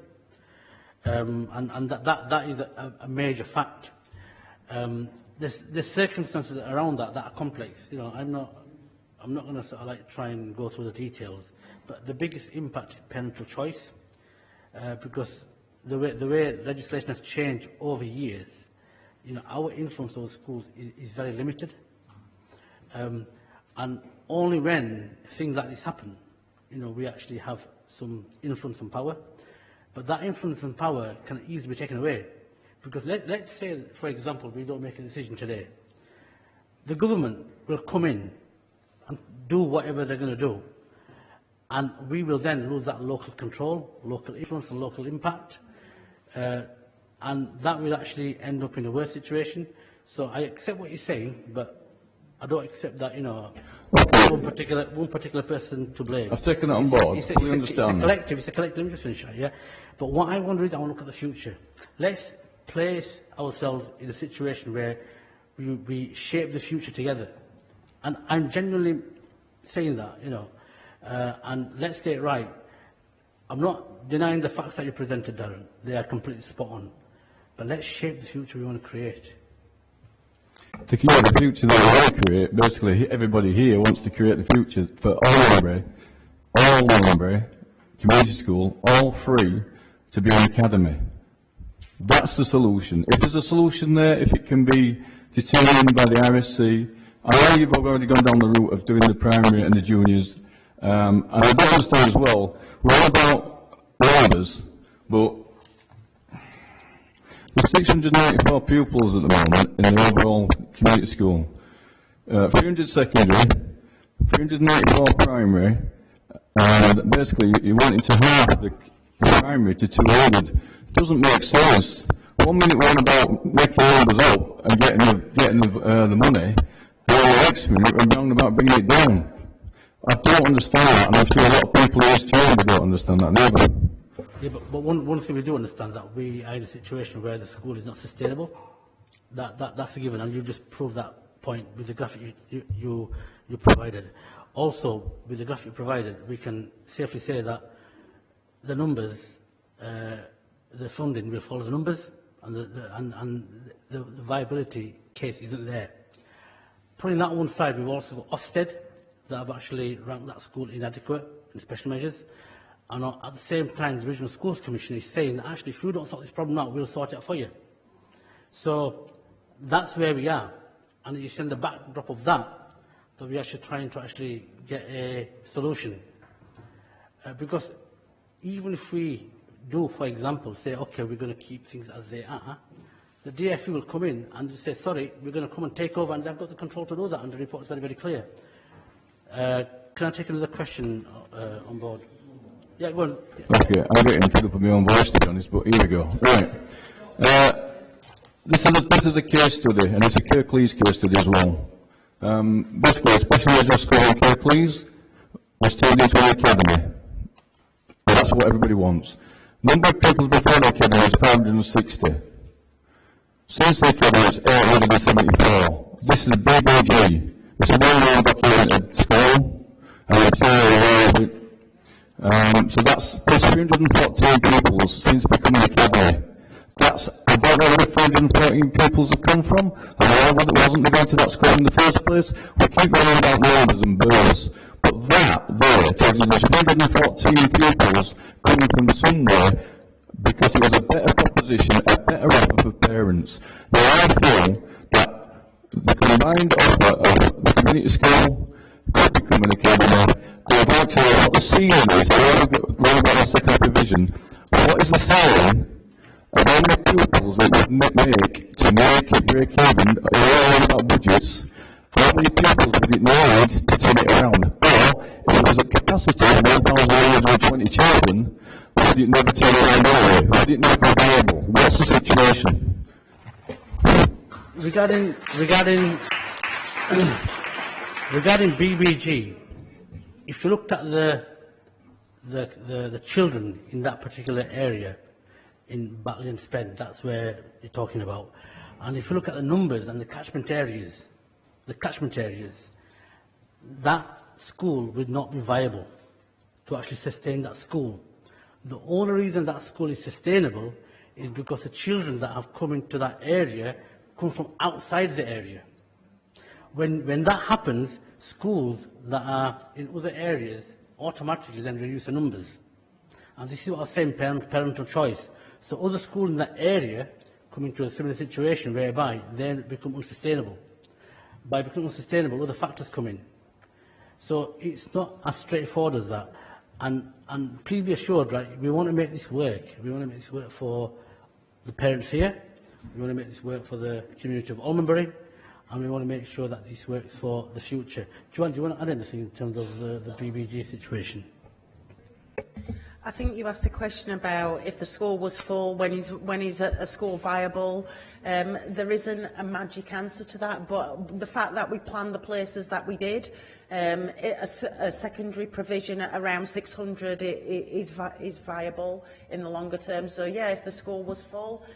The challenge is a little bit, as Councillor Masood and Councillor Pandor have explained, we don't just plan places but just for one village. We use planning areas, and what we've got, and some of the reason, there'll be some of the reason that people just didn't want to choose Almondbury, but some of the reasons that youngsters aren't in Almondbury is because the pupil demographic in neighbouring areas is reducing. So when you look at the planning area of Kirklees and Lepton, that area, if you look at the numbers that are born now, the numbers have reduced over time.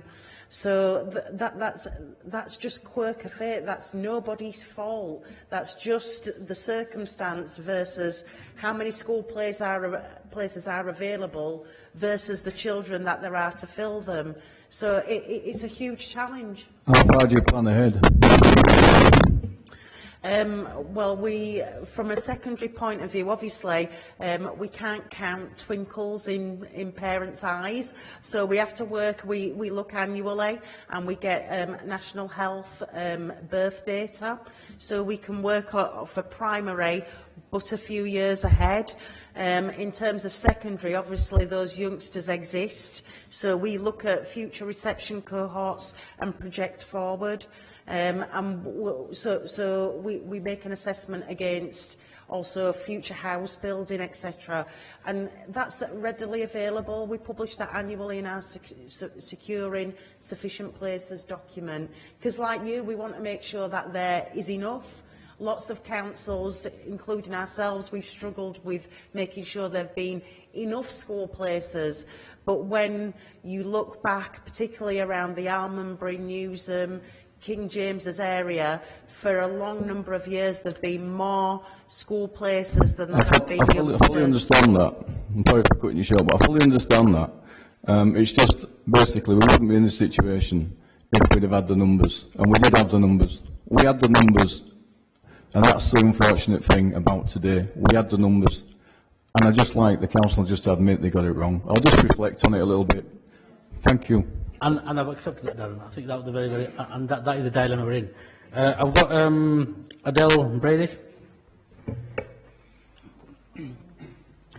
When this subject was first raised, the first communication about it was when the children were sent home with open letters introducing the consultation. This was before even some of the teachers were aware of it. During this consultation, was any consideration therefore given to the sensitivity of the subject and its proper communication between the children? Read those letters, and some of them were very distressed. You weren't looking after their mental health for them, was you?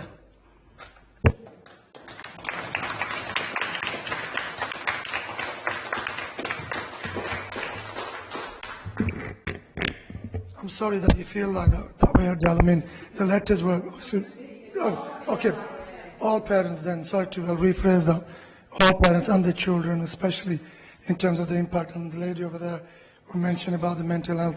The letters were obviously sent by officers, and quite clearly we apologise if the children have picked that up. But, well, that again, that was with regards to the school or however it was sent, and I can only go by what was sent through officers to the schools, and like I said, I can only apologise for that.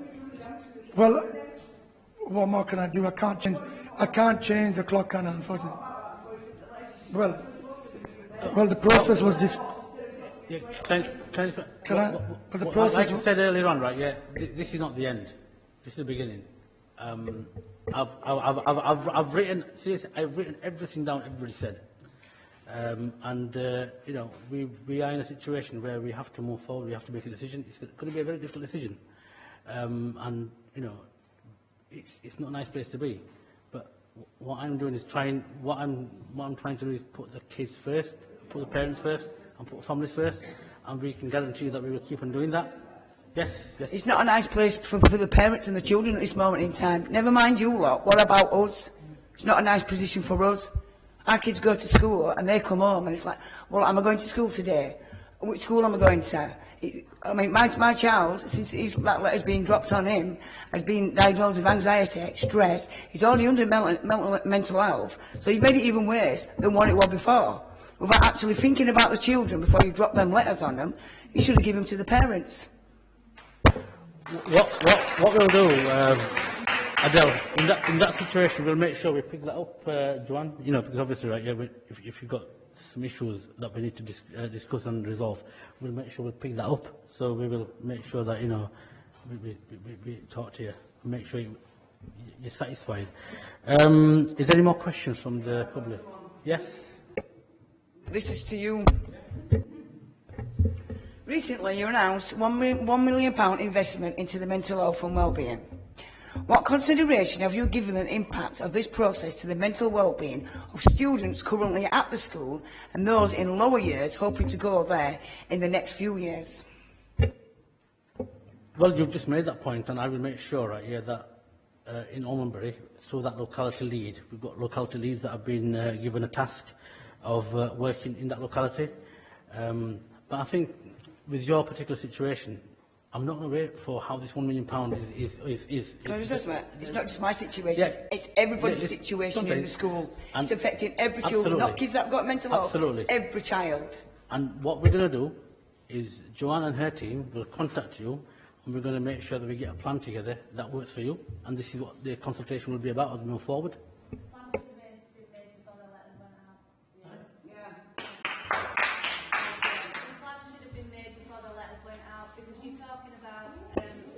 You're talking about mental health issues and we'll support you through the transition if it happens. What about the here and now? What about the impact it's having on them now? Yeah.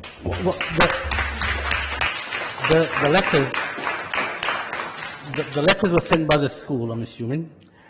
We are now going through a process and we've not agreed anything. And until we don't agree anything, we can't really move forward because we've got to make sure that we actually carry due process.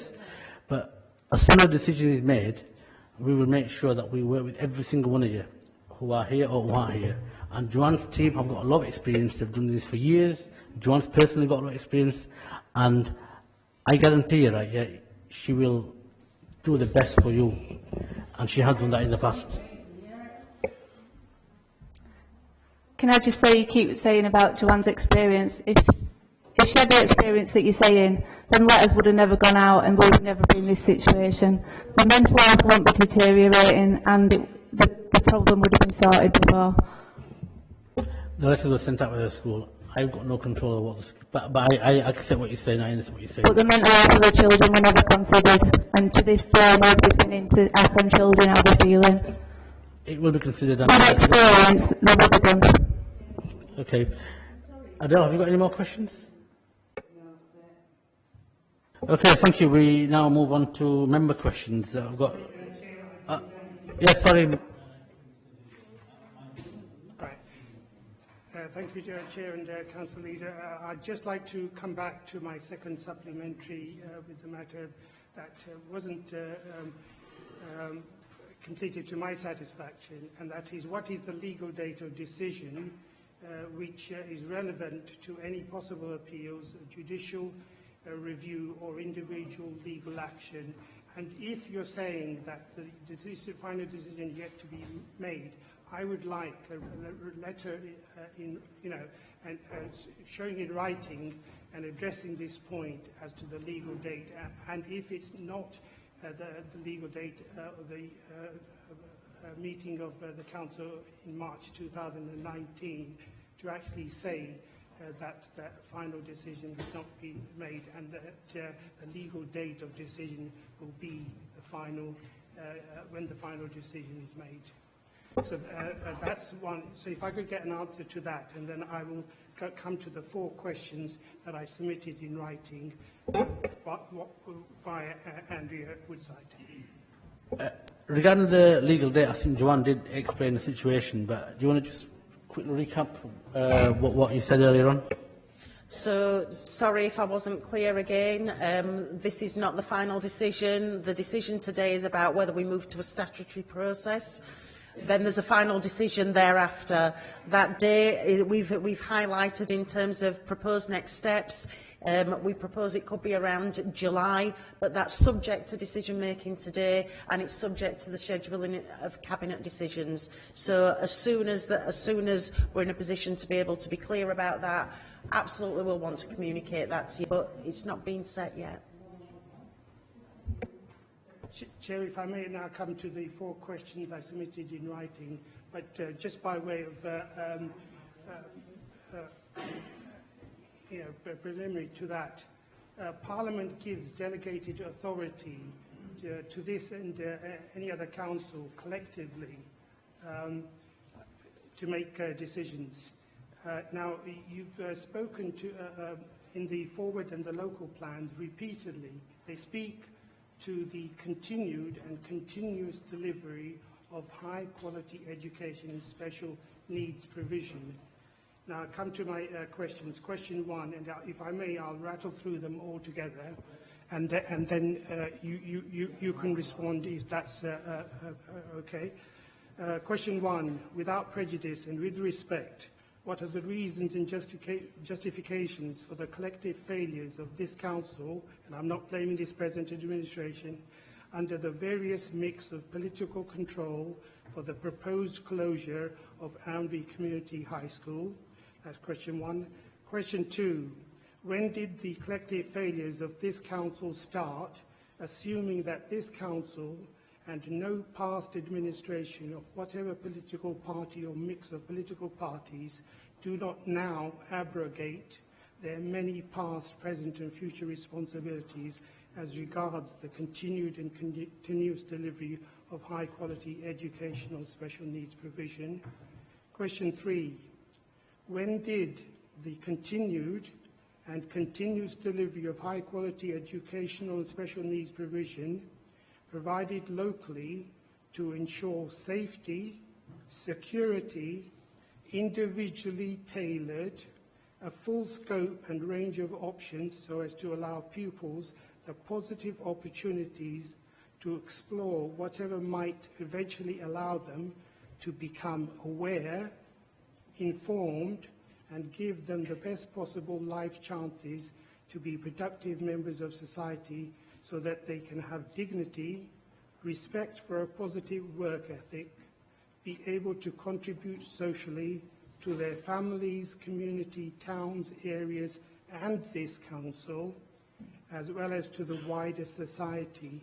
When did this become fungible? Question 4. Does he and this council recognize that there is a possible political tsunami coming which might change the political landscape, and we've seen example of that this last week, call into question the very existence of us having elected councillors to be possibly replaced with an elected mayor with even more limited opportunity or systems to hold to account or scrutiny any proposals, decisions, and their implementation? Thank you. Thank you, Mr. Aziz, for your straightforward questions. I appreciate your questions, but I think one of the things that, and I did speak to you earlier on, that it's not a straightforward matter about, he's to blame or she's to blame, or go back many years and start picking out faults, because the picture is very, very complex. And what I want to do is I want to actually try and make sure that as we move forward, we learn our lesson from the past, which people have articulated, and begin to actually make sure that we deliver for our children and our families, because that's what we owe everything to. In terms of, you talked about, what we've been doing in terms of continuous delivery of high quality services. Well, again, it's been highlighted in the report. We are putting a lot of things in place. Because we want to create the best opportunities, and a few things that the report talks about is making sure the transition of where we are to where we go is actually managed and supported and financially supported as well. We get offered a broad curriculum. There's opportunities for every single child now and in the future, and viability and sustainability of whatever we do is future-proofed. they're the kind of things we need to talk about. And to me, community is at the heart of everything we do. And your first question, it was more about devolution, you know, and having a mayor. One thing this council is very, very clear about is, you know, we do want a devolution deal. There's a lot of different scenarios that are taking place, but the scenario we will want to fight for is one that actually reinforces accountability and transparency, and that is the key thing in terms of the mayor, that deal that they're talking about. If that happens or doesn't happen, you know, it's a moving feast, but accountability is a key thing at a local level. Thank you.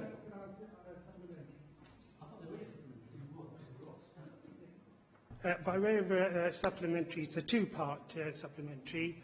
One, I wrote to the Chief Executive, Jackie Gedman, some while ago, to ask that she and her officers meet with us as a campaign group, parents, etc., so that we can voice these concerns and have us going forward together.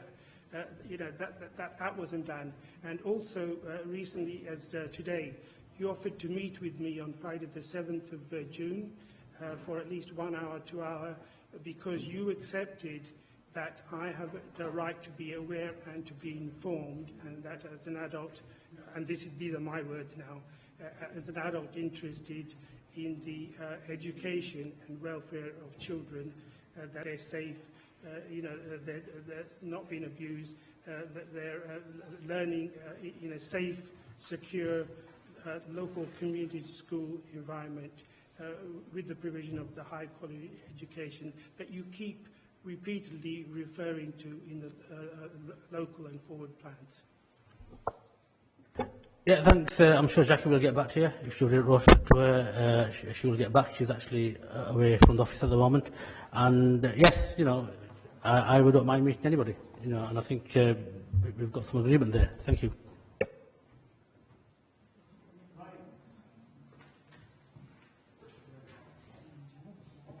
Okay, member question time. Councillor Alison Munro. Alison? Hello, thank you. At the Cabinet meeting on March the 19th, it was admitted that Almonbury Community School had not received a lot of support, or as much support as it should have done.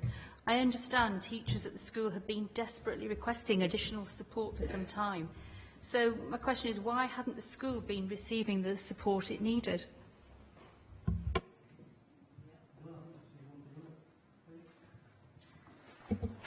Sorry, could you clarify, Councillor Monroe? When you say support, do you mean school improvement support or employee healthcare type support?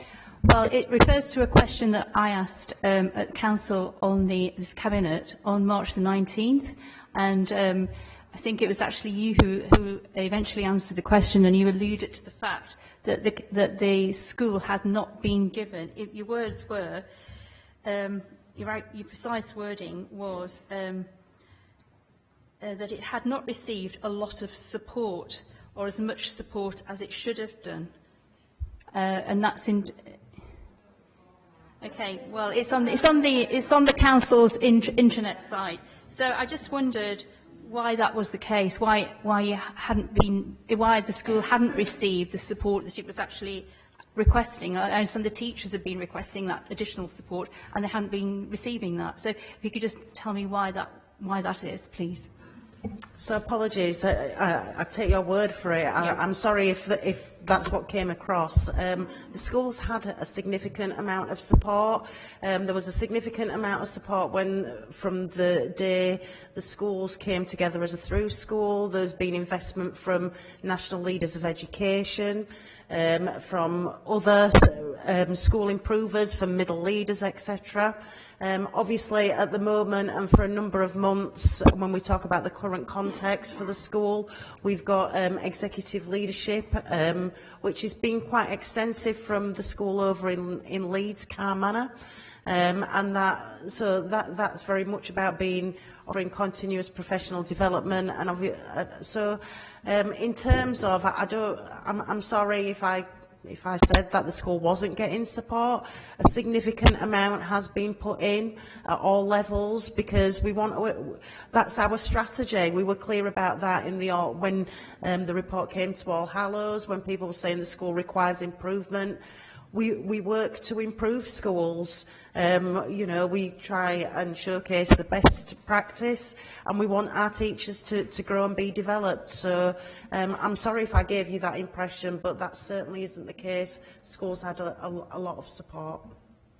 Well, in actual fact, I understand that it may not be, you know, it's actually the teachers who've been requesting that support and they haven't been receiving it.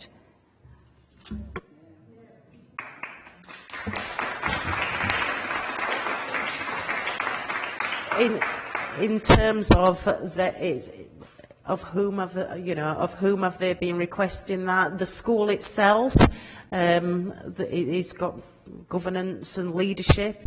The school is in special measures, but we have to work together and collectively. So I'd want to understand that in a bit more detail because we don't. That's not something that I fully recognise. But I'd have to liaise with colleagues in that. Councillor Munro. I think I understand what you're saying, and I can understand what you're saying as well. But I think on this particular question, we need a conversation, because if you know, so any next question. Yeah, if you could put something in writing, that would be great. Thanks. Okay.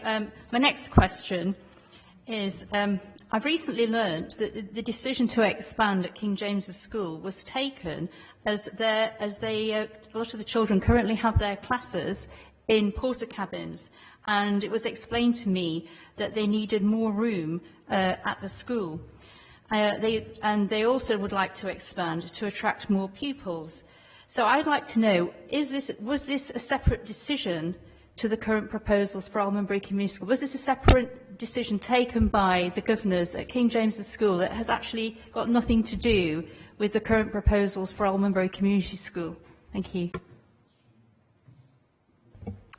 I can't speak on behalf of the members of King James's Academy Trust. However, what I can be clear about is I referred to our assessment around sufficient school places. We carried out an exercise with all our secondary schools last year, and we asked for schools to make expressions of interest, because in the interest of openness and transparency, it's our understanding that the school were already considering their opportunities for more places. So, but I can't speak on behalf of those members. Thank you. I'd just like to ask a supplementary question to that. So if King James School needs those classrooms for its current pupils, how will it accommodate an additional 150 pupils? Sorry, Councillor Monroe, if I don't want to get things wrong. So this is my understanding. It's just my understanding, which I hope might clarify. King James's School has had for a number of years some modular, what we call modular accommodation. Modular accommodation is in its nature temporary. That does require planning permission, and planning permission is for a period of time, and then it must be renewed. I understand that they are fully utilising the modular accommodation. A lot of our school estate uses modular accommodation, and it needed renewing. That's completely separate. From our discussions with King James's School, I think we concur that they don't currently have enough physical space to accommodate 150 additional youngsters, and I think we've put that in the report, that there would need to be some investment in the infrastructure, both class-based space and ancillary facilities. And I think that came through as a key theme in consultation as well. So we've heard that. Thank you, but my understanding was that they were creating the additional space for the existing pupils. But thank you very much for your explanation. My next question concerns, does the Council acknowledge that it simply isn't fair on the children at Almonbury Community School, who only experienced a major upheaval 4 or 5 years ago, to be going through a second major change? All the children deserve to have, at the very least, stability in their education. So I wondered if other options could be explored by this council, or had they considered, in the event that secondary provision closes, which I sincerely hope that doesn't happen, that could King James's be on site during the transition period, meeting the needs of all the children in the area? I'll answer that. Unless you want to answer it, Masood. Do you want to? Yeah, sorry, go on. I was going to say, Councillor Monroe, that, like the Chair just mentioned, we are having discussions with other schools, and in relation to your questions, these are discussions that we need to have with King James and other neighbouring schools in terms of the capacity. And that's what I said, Councillor McBride, with the other schools as well within that catchment area, to make provision for those youngsters that are affected, depending on the decision. Just to add as well, that the givens are very limited. We have a regional schools commissioner who gave a very clear direction in terms of what the outcome they need to see. We've got the DFE who's actually been very clear as well what we need to do. And the cabinet have pushed back, haven't we? We've actually pushed back a lot, and we've come to the conclusion that we need to take control of this, and the only way we can take control of this is actually to lead it ourselves. Otherwise, we don't want to be in a situation whereby we actually say, yes, we agree with the parents, and then DFE comes in and says, right, okay, we're just going to take over the whole thing. Then we will be completely neglecting our duty as a council, and we'll let the children down. But I hear what you're saying. The options are very, very limited, extremely limited.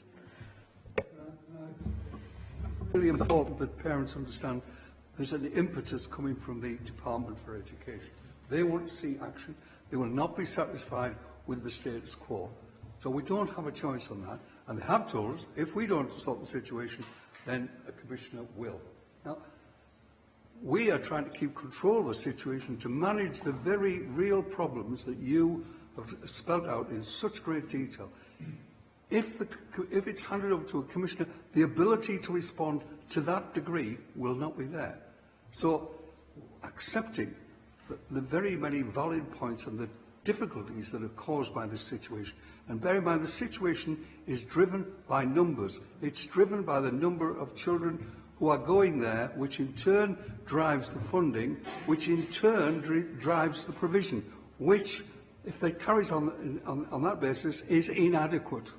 The provision is inadequate by virtue of the money, and that is by virtue of the numbers. That is ineluctable. It's inevitable. One follows the other, and you don't have a choice on it. It's not as though Kirklees can suddenly step in and plug the gap. It doesn't work like that.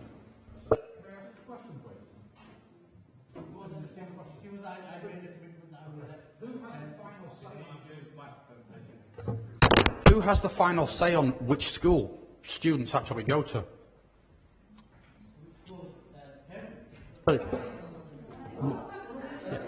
No, but yeah, I know where this is going. Yeah, it's parental choice, but it doesn't usually pan out that way, is it? You know.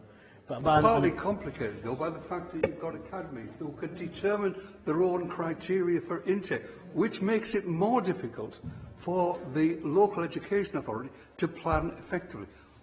I assure you they will do their very best to plan, taking account of all those very important factors that people have drawn to our attention. But the ability to respond, shall we say, totally, is qualified by the fact that you've got an independent body, an academy, which the government says you can operate under its own rules. So we have got to work with that. The best way to resolve that is to work with that academy to have a common policy. And I think that helps to explain the situation. It does not resolve all the dilemmas in your mind, or all those in ours. But I'll bear this in mind. I mean, Tajinder, you asked a whole host of questions about, you know, are the local authority doing this. You were virtually quoting from the Education Act. Yes, the local authority has got to abide by its statutory duty. And if we don't, the Department for Education is watching very carefully to ensure that we will. And if we don't, they'll just take the situation away from Kirklees. Councillor Munro, you got any more questions? Yeah, sorry, I've got another question. You proposed academisation of the primary provision at ACS on the 19th of March and the proposal to close the secondary provision. This plan has not wavered despite 87.5% of respondents indicating they are against this proposal.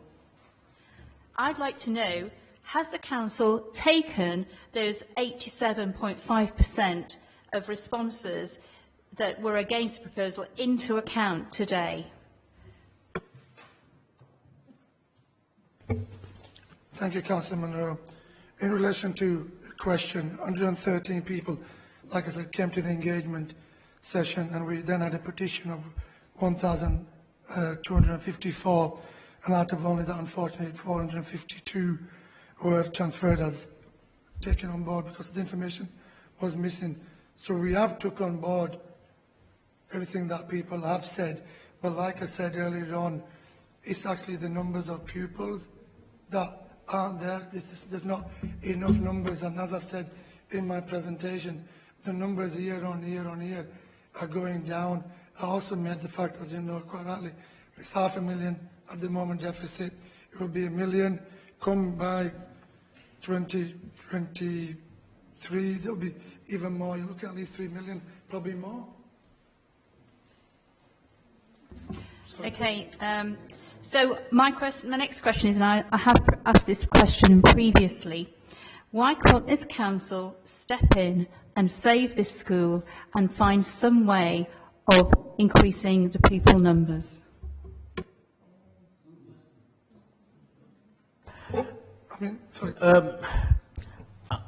I'm dangerous of repeating myself, but sometimes you've got to repeat yourself just so the message can get through.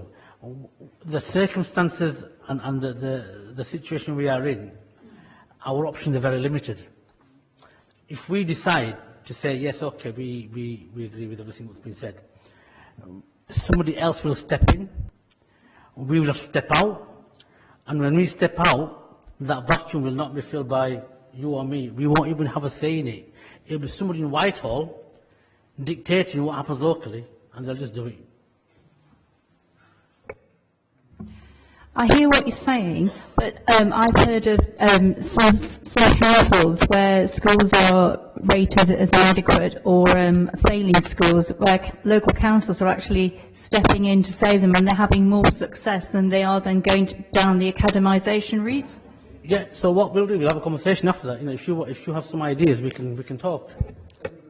Okay. Thank you. Okay. Just one other question. So my next question is, please can you give me the figures for the debt that relates to the secondary provision of the school, and can you then give me the figures for the debt that relates to the primary provision? This is in relation to the PPPI? Again, I don't think it's as straightforward as actually projecting the PFI 15-year debt. I think it was mentioned earlier on. But until we actually make a decision today and understand the impact of that, can we actually start to do the detailed work? Because at the moment, there's no decision that's been made. So once we make a decision, then that gives us the due authority for the officers to go away and then work up based on the decision. That work cannot take place before the decision is being done, because otherwise we'd be making a decision without due process. So as soon as we make a decision, officers will go away and they'll start working on the detail. But I'm just saying, can that debt be split? Can some be between the two parts of the school? I perhaps might be able to answer that in terms of I used to sit on the Kirklees Schools Limited as a director of PFI schools. I'm not now since I've been on cabinet, but certainly the site is one contract. It isn't splittable. Thank you.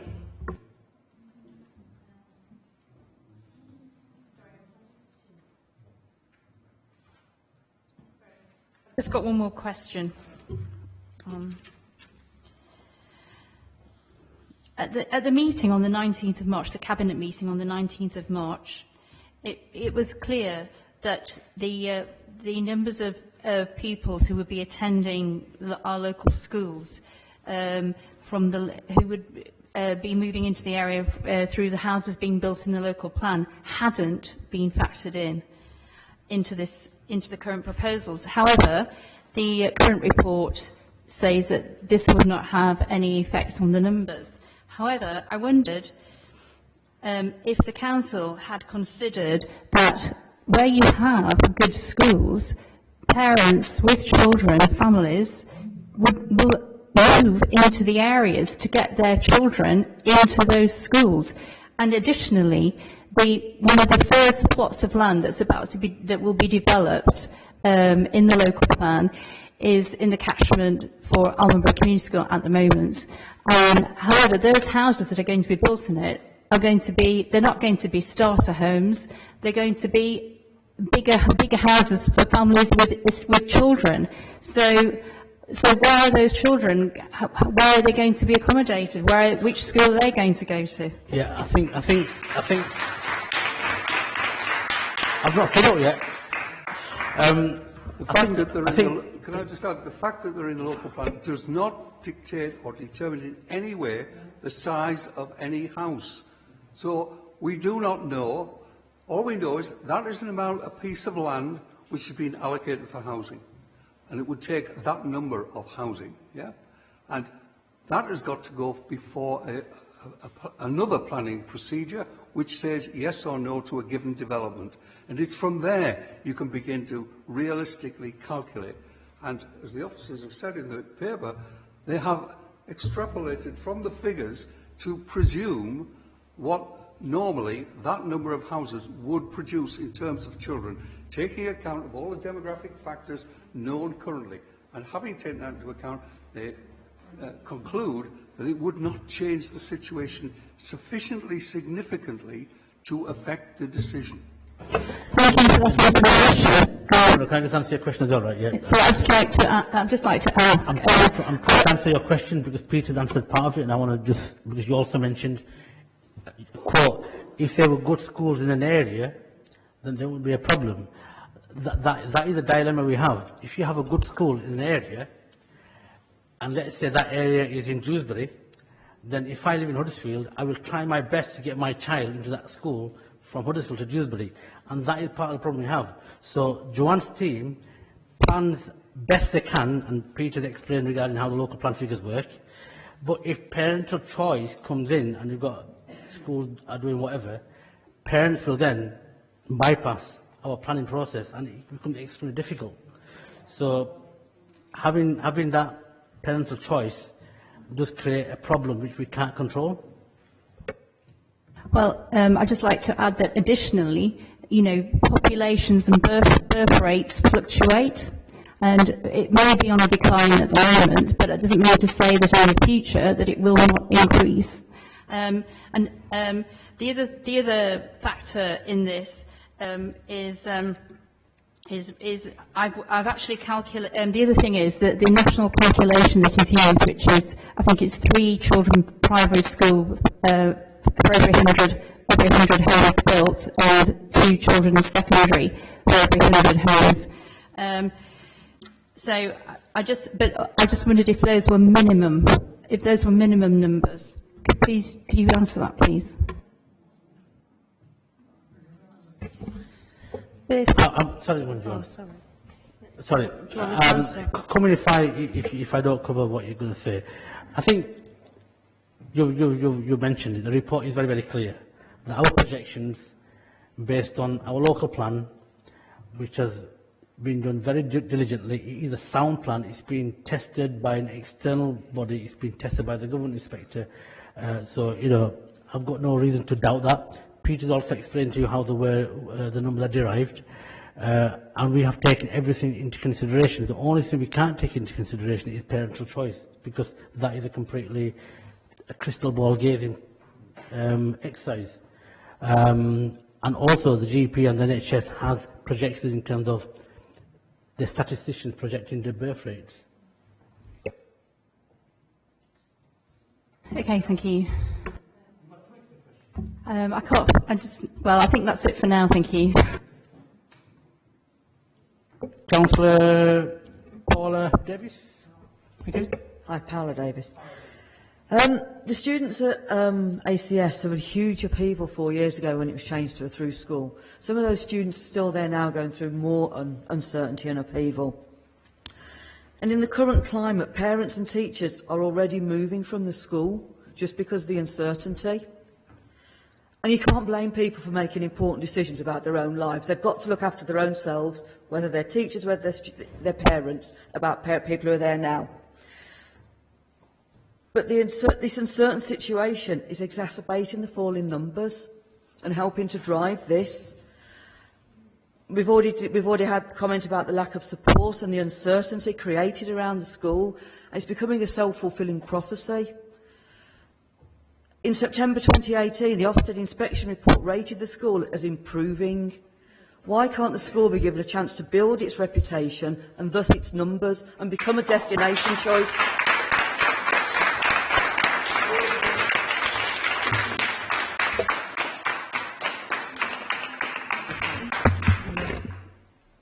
I mean, like I said, sorry, Councillor, I mean, the report on page 29 tells you about what the Regional Commissioner has said.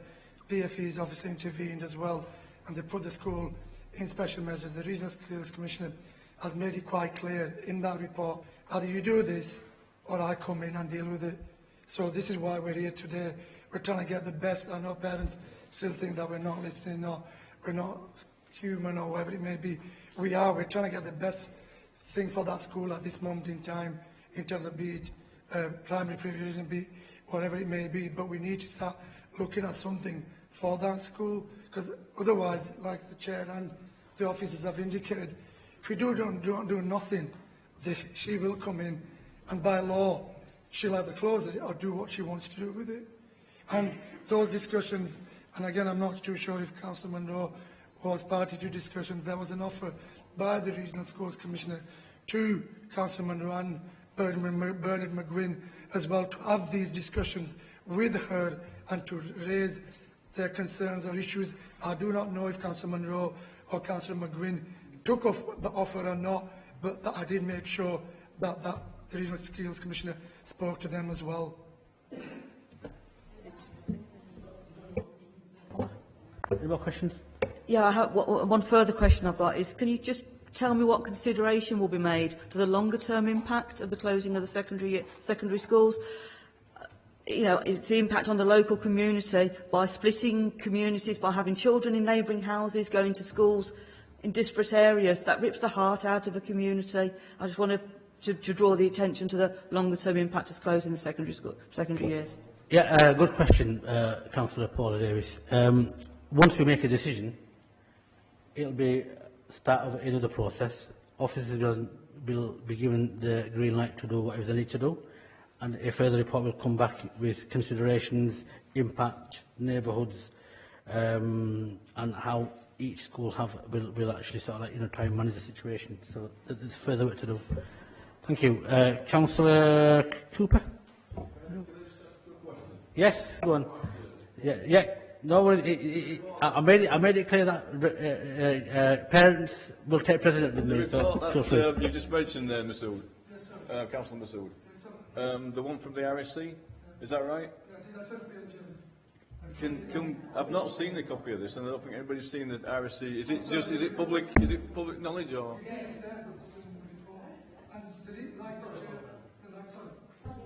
David, like the chair said, sorry if I could come in to your question.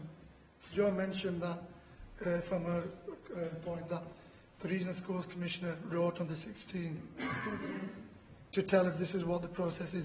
And we put in the report what the Regional Schools Commissioner said. Can I read it to you? Yes, please, okay? yeah, I'd like to be enlightened. I'll read it.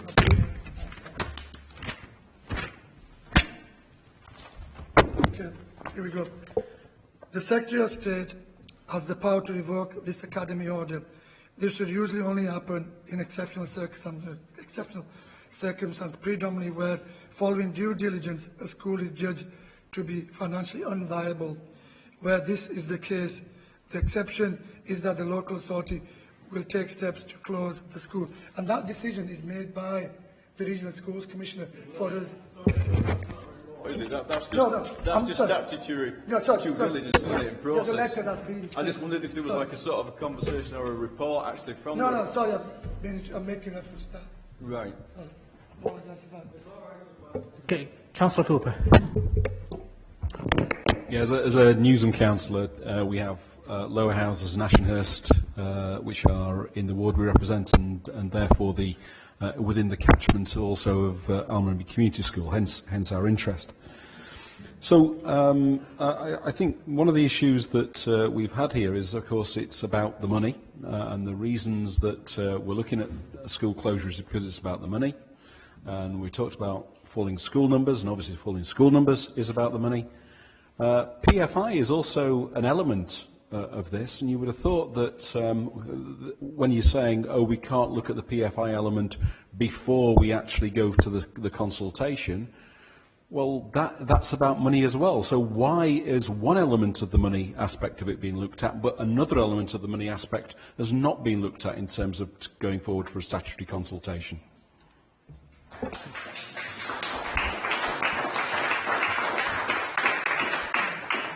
The reason why that is because we've not made a decision, Andrew, and we've not made a decision. We haven't made a decision, and even once we make a decision and we go ahead, we don't know what we're going to do with that site. So until all that work's been done, we're working with a lot of unknowns, and that is genuinely how it is. But going forward to the next stage is an important step. It gives a direction of travel in terms of your intentions. And the reason you're going on that direction of travel is because you have looked at the one element of the financial impacts, but not the other. And so you're going forward to the next stage only having a partial picture. Do you agree? I accept that. We need to look at the complete totality of the whole PFI thing, and I think that point's been well made. So having acknowledged that, will you not go to the next stage until you've looked at the PFI element? Will you withdraw the proposals now and actually delay the decision? And you know that we can't do that. What I will do is I'll get some professional input in this, but you know we can't do that, Andrew. But Joanne, do you want to come in? I think it's about it's complicated, but the aspect of the PFI contract, the school in the PFI contract is having to pay that monthly fee. So in terms of, we know currently what the monthly fee costs, or the annual fee for Almonby Community School, and so that aspect of it has been taken into account when making the comments around financial viability. It's a small aspect. A lot of the other questions have been around the future use of the site. Should the proposals go ahead, and these are similar questions that are being explored and examined as part of any process, then the school will change in its current form. The school buildings will change in their current form, and so that will have to be part of any future process. And that needs working through, and that needs working through with the PFI provider. So I hear what you're saying, but we do know the quantum, I suppose, of what it costs to run that building now. It's about thinking that in future terms, and we've made some assumptions in terms of the viability of a one-form entry primary school. If we didn't think there was an opportunity for viability, then we'd probably be in a different set of scenario. But we do think that's viable, even taking that into account. But it is based on some assumptions. So I think we have tried to provide that information as best we possibly can at this stage. Okay, so following on from that, we've had a bit of contradiction here, I think it's fair to say, in terms of we don't know the PFI figures, but was said earlier on, but now we have taken that into account. So there is a bit of contradiction there, I think it's fair to say. So, Andrew, I don't pretend to be an expert in PFI, but I think I'm really trying to get down to to the facts. If you take into account the £500,000 referred to growing, the portion which would be due to the overheads PFI would not be significant, sufficiently significant to alter that figure, well, to change the conclusions you draw by that figure. There is some part of that figure which is related to the PFI, but any school, whether it was PFI or not, would have to incur those overhead maintenance costs. So it's not unreasonable to presume that in any circumstances, and the DFE will have certainly drawn this conclusion, such a school will inevitably incur such costs, whatever the situation might be. And I think that is the most rational way you can look at it. In terms of the PFI, in a sense, is a red herring, because we have that contract with a range of schools, and it's a contract that's got to be fulfilled. Come what may, you've got to pay it, whether there's anybody there or not. It's something you've entered into, and then if you stop something, you'll incur penalty clauses which would require you to ultimately pay exactly what you had in the first place. So, in that sense, it's a red herring. The council is going to incur those costs. Clearly, the council will try to offset those costs by education, other use. I mean, one thing referred to was swimming baths. They will still be open to the public, well, particularly to the education part of the public. So that is just one exemplar. And the buildings themselves could be used for other educational purposes, not yet determined. So following on from that, I did note the response about the pupil referral unit, which was not an equivocal no. And so it would appear that the pupil referral unit might be one of the outcomes there. It certainly wasn't discounted. So the PFI and the funding for it might go to support a pupil referral unit. Is that right?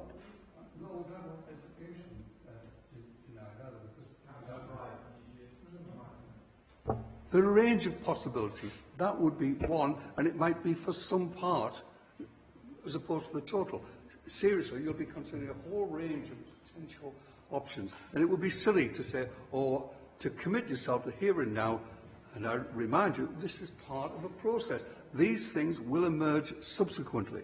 And it isn't a question of being false, it's a question of being honest at this stage with the information you have, which is honest and true. And if we were denying you that, believe me, the Department of Education would step in and say, you're not behaving properly in this process.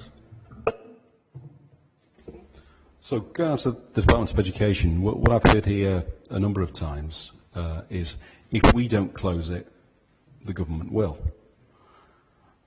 So let's not close it. Why don't we actually take the decision that we are going to support it, develop it, and if it's the government decision, then let it be the government decision, and the council support the school and move on.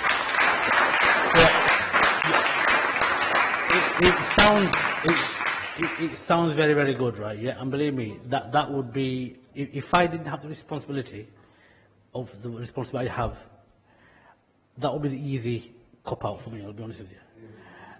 But the reason why that would be something that my heart would not accept, not just my head, is because if we do that, the good will come in and basically do whatever they're doing. There won't be any dialogue, there won't be any engagement, there won't be a team of local officers like Joanna and her team working with you at local level to actually make it work. It'll be some kind of diktat just takes place and we won't have no say whatsoever. And that is why, right, yeah, I would rather keep that control, give you that control to actually set your own destiny as far as we can. And that's where I'm coming from.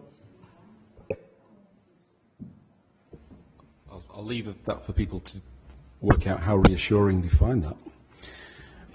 Looking at the alternatives.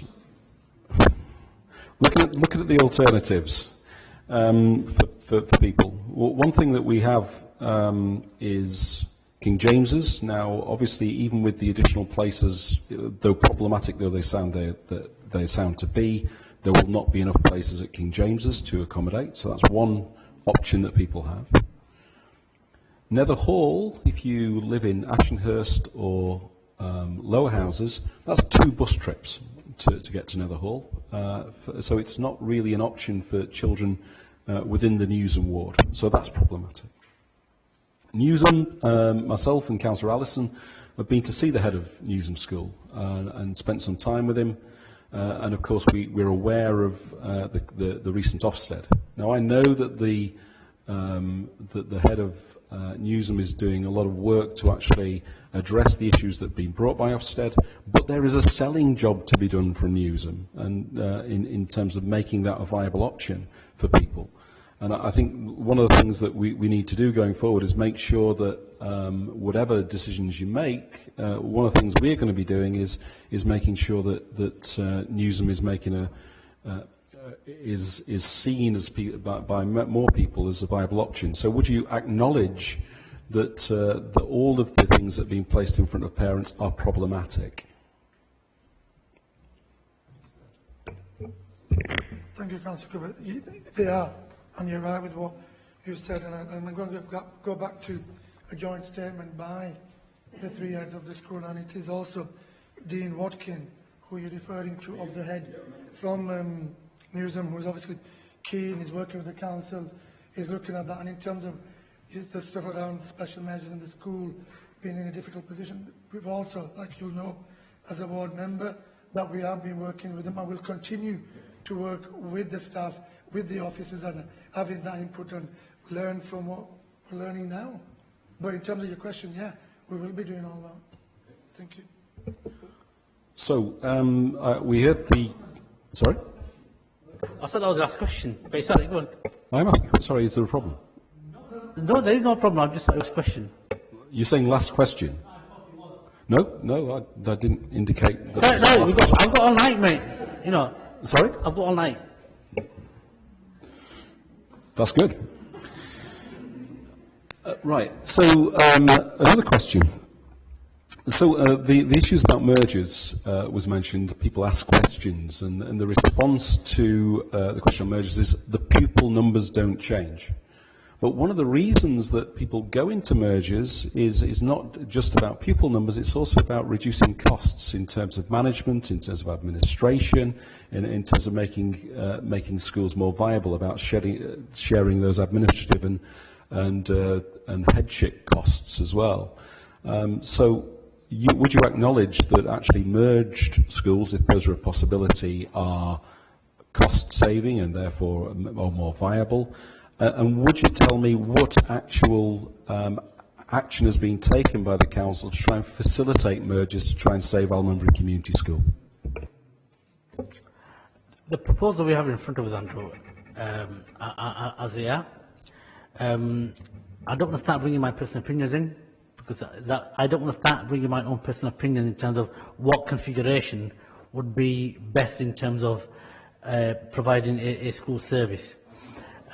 No, I'm just careful, right? You know, in terms of how I pitch it, because part of the problem that we're talking about is a combination of issues that have developed over time, and that is why we are where we are, and that is something that we actually have to balance and grapple with, and just to sort of actually go off a little bit from script. The part of the problem we have is school choice. That's been a big problem in terms of how the local system has been imbalanced. Darren showed the figures going down, and then other areas going up. And if you look at the catchment areas and how parental choice affects that, right? Yeah, it skews everything. So what I want to do and what my cabinet wants to do, and we've discussed this at great detail, and we've had sort of long arguments and long debates, healthy debates, and the bottom line is the best for the children, because we can't come back here in however many years' time and say actually we got it wrong. Darren gave some really good examples, and I don't want my legacy to be something that's actually created a bigger problem. I want actually that area to flourish. We all sort of live in areas where we have neighbourhoods, and I want to actually put some pride back in that community. And one thing that I'm really pleased about is the children coming in today, and that's really actually captured my heart, and the passion they've spoken with, so we owe it to the kids, right? Yeah, and also, Councillor Munro and Councillor Davis and yourself coming here, and and it's been really, really informative. And I'm not joking. I'm fasting. I've been fasting since very early morning, but I could go on a lot longer, and I'm sure we will. But unless we start talking, we start listening, and we start being open and honest, we won't have the solution that we are trying to expect. And I'm hoping that we do actually get a solution that works for everybody.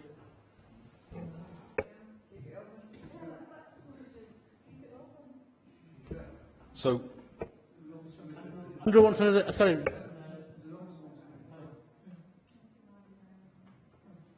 Do you want to say anything? Just wanted to come back on the issue around have we thought about federation or a merger. And I just think it's complicated because of the nature of the local schools. And not all schools are able to merge with others. So, for instance, if you're not in a multi-academy trust, you're not in a position to be able to put yourself forward for certain things. So we have considered, are there alternative options? Of course we have, because again, we're wanting to make sure there's as least disruption to those students as can be. However, we are not in a position to say that that's something in these options that we're able to recommend because of the complexities. And actually, at the end of the day, you would still not have an Almondbury school in the way that people are saying that they wanted to have. And the primary element of that could well get lost in it. So we have had to think about, is that possible? Because, of course, one of our main principles about doing this is to get the children the best education with the least disruption. And they're the things that are really important to us. But what we think is that's a really complicated, would be really complicated to achieve and wouldn't necessarily deliver any better outcomes for the children than they've got now. Thank you. Sorry, Chair, would you put the officer identify yourself? Yeah, I can do that. I'm Mel Meggs, I'm the Director of Children's Services.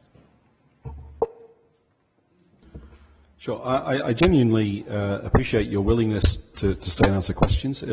Is this an acknowledgement that the last meeting didn't go too well?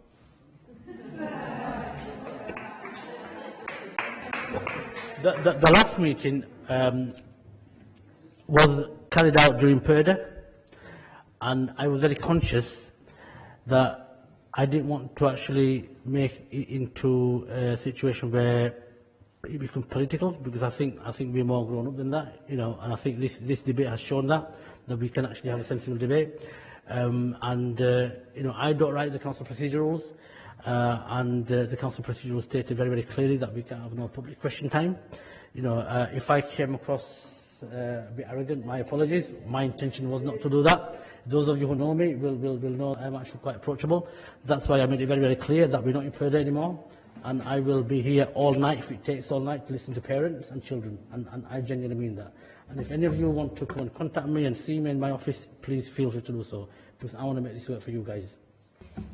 Could I just say in response to that the parents, it was an opportunity for the parents to come make the deputations, because it was just before the consultation finished, and that was the problem. I wanted them to be able to have a chance at speaking before the consultation finished. Thank you. That was my last question. Thank you, Andrew. Okay, so members, we have a set of recommendations, and I think Councillor Massoud moved it, and we have got a seconder. I just want to say a few words as well. Absolutely, I'm sure many members will want to say a few words. Feel free to put your buttons on. And I just want to say a huge thank you to everybody who has fed back their views and supporting us, to tell us how they feel about the school, and especially Councillor Munro, Councillor Davis and Councillor McGuinn and Councillor Cooper as well. I've seen how passionate the parents and carers and pupils are about their school and are about their serving the community that they serve. These recommendations I'm making are not taken lightly. I want to secure and deliver the first-class education for these young people. Like I said, they are our future. They will be our future leaders as well. And like I said, I want to support these recommendations to begin the statutory proposal. I want to move that.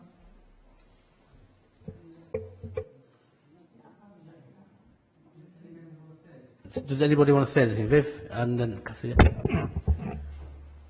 one of the things that bothers me, Chair, is really the content of the letter from the Regional Commissioner, because it's very clear that there would be consideration given to an infants and junior school. But it's very clear the message in the last sentence.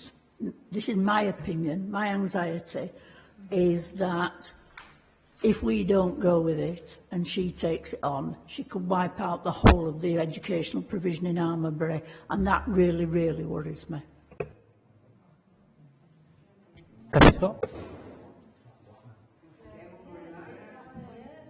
Chair, could I make a request?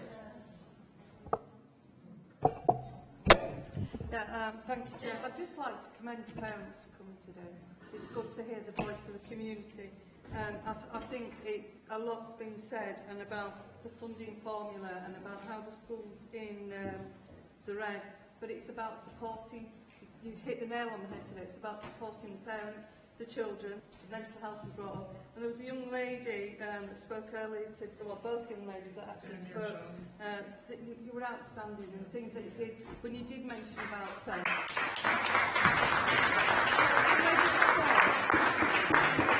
equally like Councillor Ahmed, my granddaughter's SEN in special educational needs, so my heart does go out to her. But what I do want is the best for the future.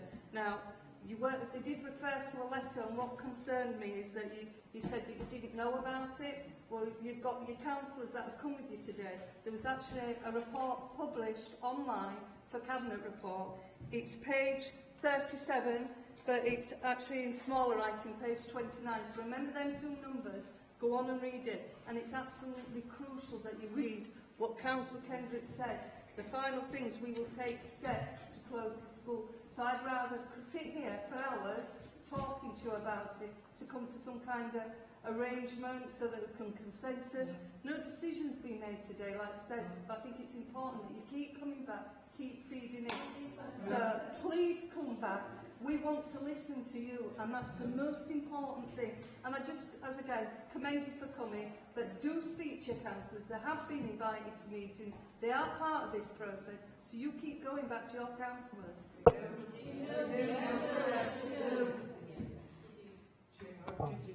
I make a request that we receive at least 2 copies of the report for today's proceedings? Right, okay. The report we've got here, this one here. Yeah, we can send it to you. Right, okay. So we've got a proposal and a seconder, and before we actually vote, I genuinely am really grateful that you've come here. You know, especially the children. You know, I don't want to repeat myself, and I don't want to get too emotional, but it does really, really encourage me when young people come on and actually stand up here in the council chamber. I hope your experience has been good, and Carly and Charlie and Amy, right? Yeah, you know, you were really fantastic.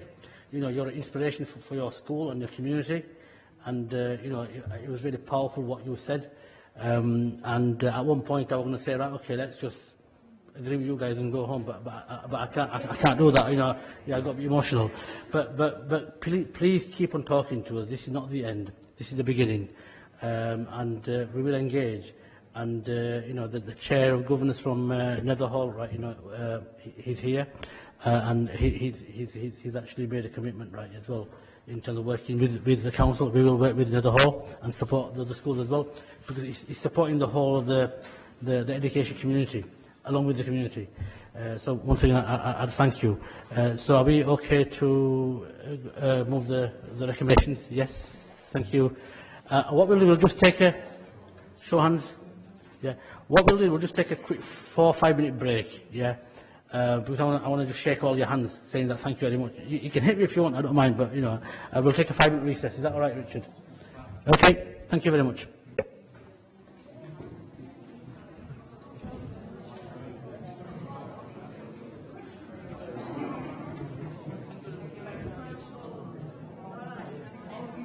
We're back on air. We're going to continue the cabinet meeting. We'll go straight to item 10, disposal of open space. No, we did 8. We did 8. That was just information. No, we did. Yeah, we did. They're all nodding at the back as well. It was for noting. Anyway, 8 is there for noting, and we'll just go through it again. Yeah. Okay, item 10, disposal open space at Rakes Lane, the Mount Birstall, Batley. Councillor Turner. Chair, thank you. Members will have noted the objections to the sale of this small piece of land. Cabinet did approve this sale back in August 2018, having gone through the process of asset board, etc. And having taken note of the objections, I would seek Cabinet's approval to continue with the sale. The objections rightly raise the issue of the land sits in a conservation area. However, as rightly pointed out in the report, any proposed development will have to meet the relevant planning restrictions that exist to protect conservation areas.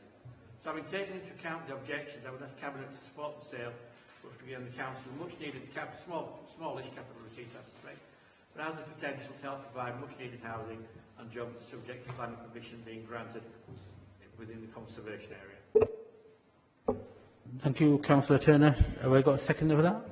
Yeah, thank you very much. Liz, do you want to speak on this? Please. Thank you. It is vital open space.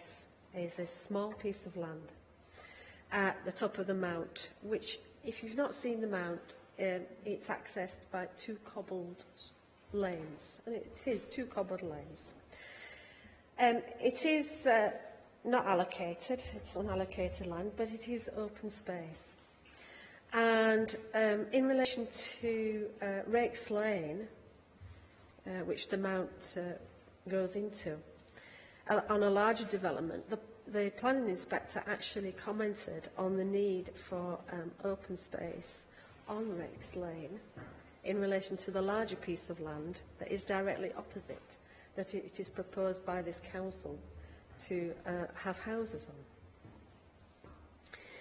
The conservation document for Birstall specifically mentions the mount and historic buildings, and also the open space being an integral part of the character of the conservation area and should be preserved in order to maintain an important attribute of the village. That the identity area surrounding the mount has a large amount of green open space and tree coverage and adds to the character of the area and gives the feeling of being in a rural rather than an urban location, and that it should be protected. This site is bordered on 2 sides by conservation sites, one of them being a graded listed building.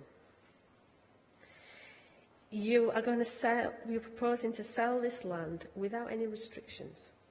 We asked previously, if you were looking to sell the land, would you look to actually put some restrictions on this land? And you have completely ignored that request. It doesn't make any sense whatsoever to sell this small piece of land. And yet, the Cabinet member is welcoming the release of the land and the detriment to the conservation area that will lead to. I would ask that the Cabinet do not approve this disposal of this land. Thank you. Councillor Turner, do you want to respond, please? Thank you, Councillor Smridge. I noted your points, but as I said in my introduction, that any development of this land will be subject to the relevant planning sections 66 and 72 of the Planning Act, and they would be taken into account that's bordered by conservation areas. This obviously also, in its former life, was a former slum clearance area, so it has had buildings on there in its previous life. A long time ago, I accept it was a long time ago, but it doesn't change the fact that it did once have buildings on there. So I rightly pointed out earlier that this has been through Cabinet previously, it's been through the Asset Board, the All-Party Asset Board. I've taken the view that this is a right and fit, proper process to sell this land. So thank you for your objection, but I would still recommend that we release this land for disposal. Councillor Cassis Scott.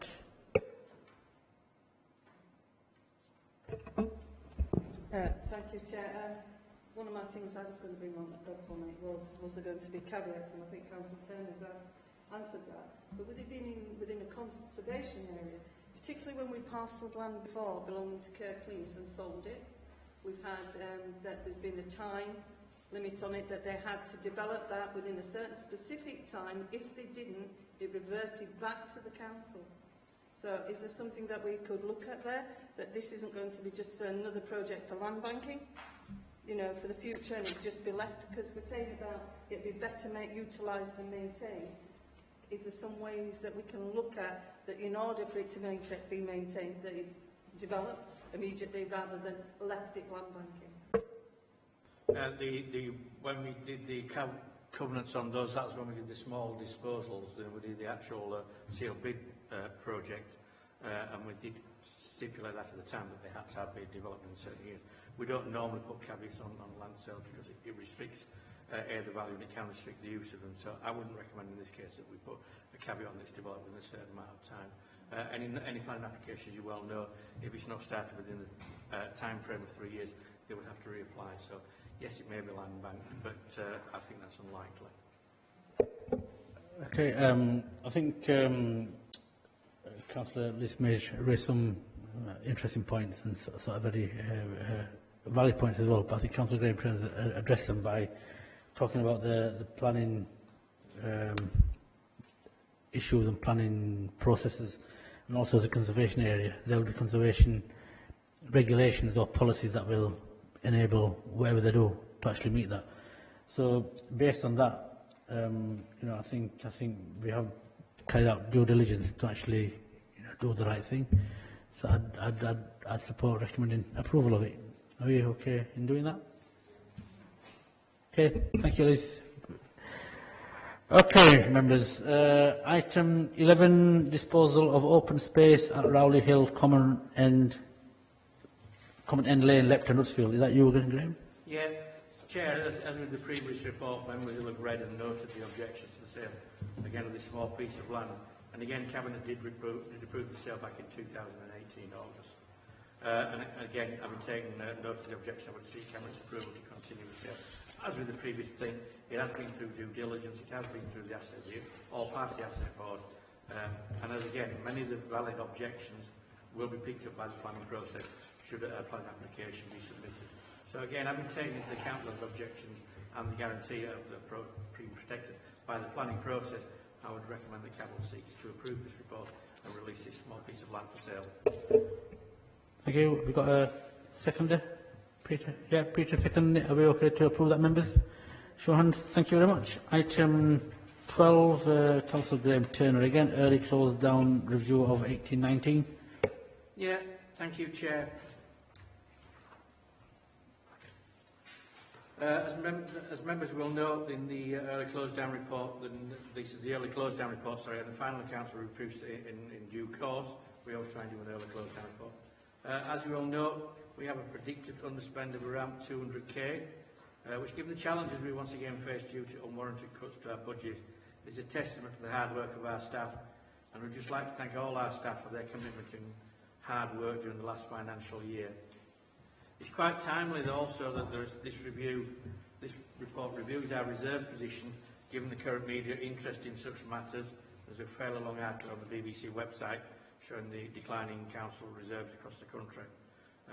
We have discussed how we use and manage our reserves many times in this chamber over recent years, and I am even more confident that the strategy we've pursued over the recent years has been the correct one in light of the recent information from the BBC. So, Chair, I ask Cabinet to approve this report and the proposals contained within. Right, I second that. Are we agree to? Thank you, members. Item 13, Air Quality Management Area Declaration, Thornton Lodge. Councillor Mather. Councillor. Okay. This is declaration for the further air quality management area zone. I think there are 10 already. This committee requires us to take appropriate action to resolve or to mitigate significantly the problem. And in fact, there is a plan in place which is effectively to deal with congestion at Longroy Bridge, and I saw the plan in detail today. The passing of this will accelerate the process of that new project coming into operation. So I very much recommend this. I'd add that when these measures have been taken in the past, for example on Leeds Road, an area that was an air quality management area is no longer because of the effective action taken. That's the critical change. There will be some greening in this, but essentially it's the reduction of the congestion which is critical. I welcome the report. I'd like to second it. I'd like my cabinet colleagues to approve. In the past, as Councillor McBride has just reiterated, that it would allow us a focused approach to ensuring that we have a better air quality. I think we need to move on this, basically. I do understand at the beginning on the top sheet, Councillor Koshik attended and had some representations. I think Councillor Mohan's going to say something on her behalf. Councillor Cooper? Yeah, it's entitled Thornton Lodge, but if you look into the report, it's Thornton Lodge and Longray Bridge. Longray Bridge being in the Newsham ward and Thornton Lodge being in the Crossland and Everton ward. Our meeting to discuss this is tomorrow morning, I think about 10 o'clock. So there was, I think the officer has acknowledged, and I accept the acknowledgement that we were forgotten and missed off on this, really. Which I accept, you know, people make errors and people make mistakes, so I'm happy with that. I just want to ensure that going forward, that I know my boundaries. I just hope some people remember ours.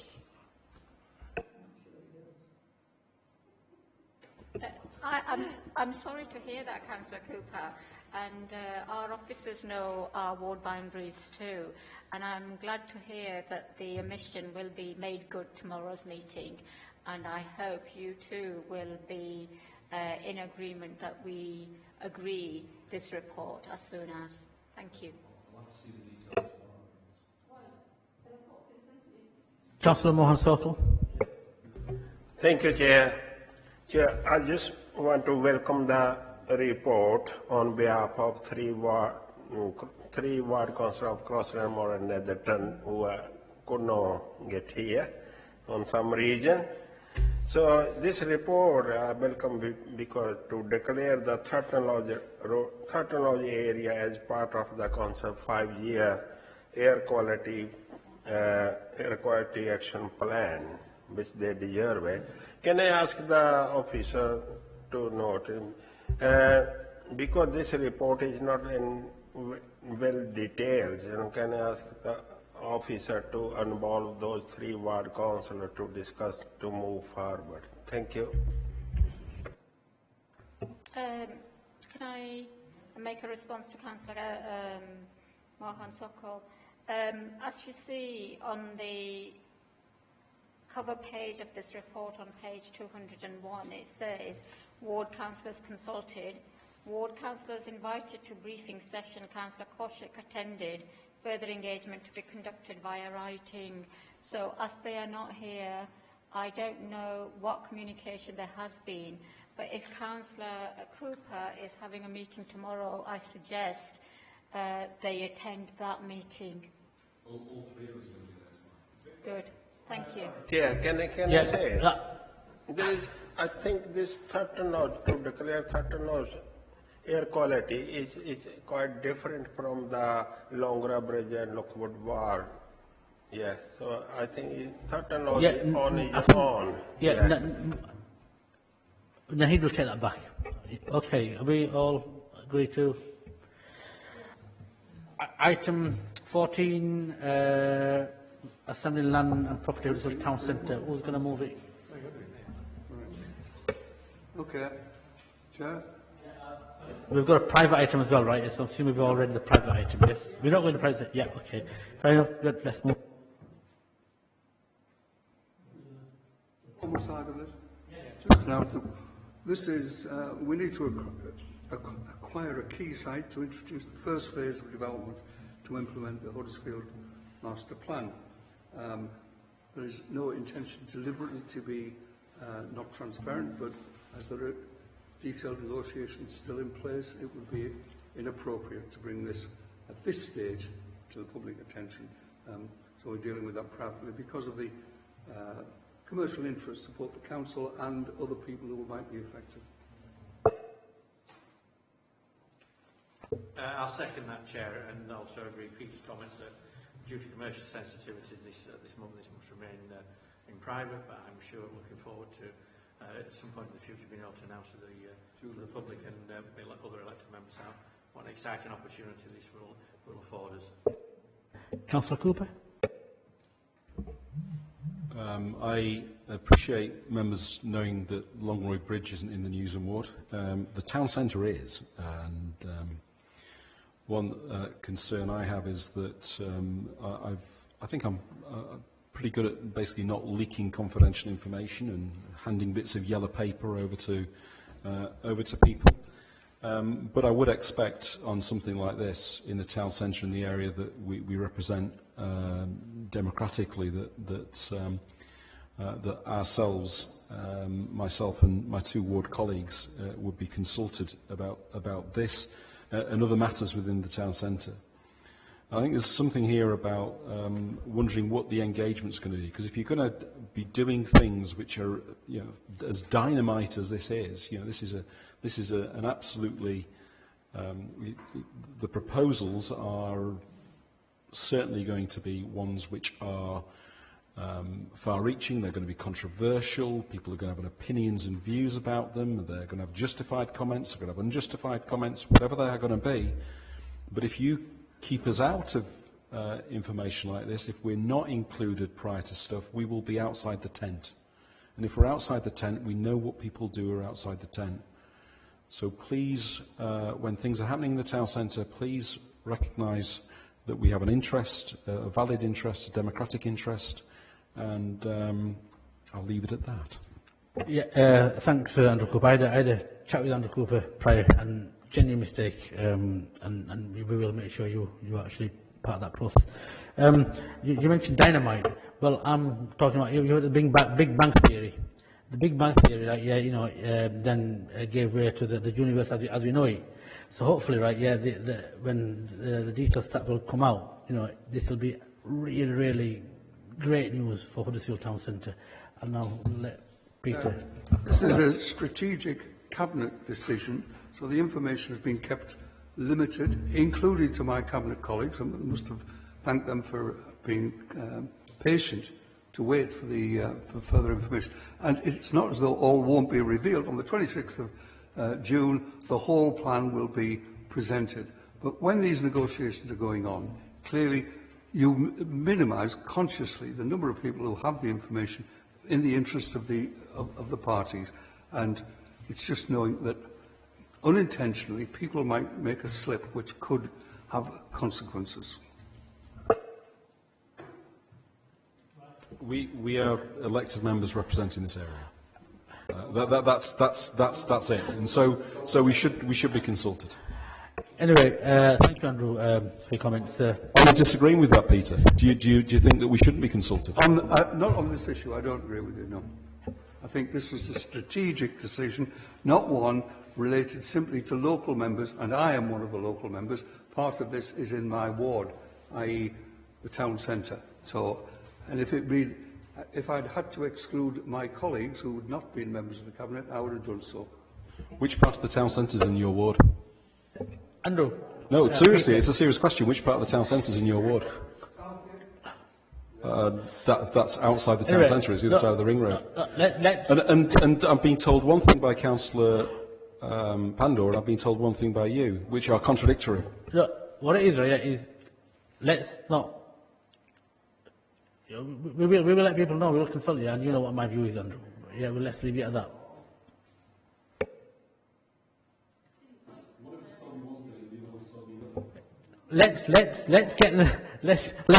Are we all agreed with that report?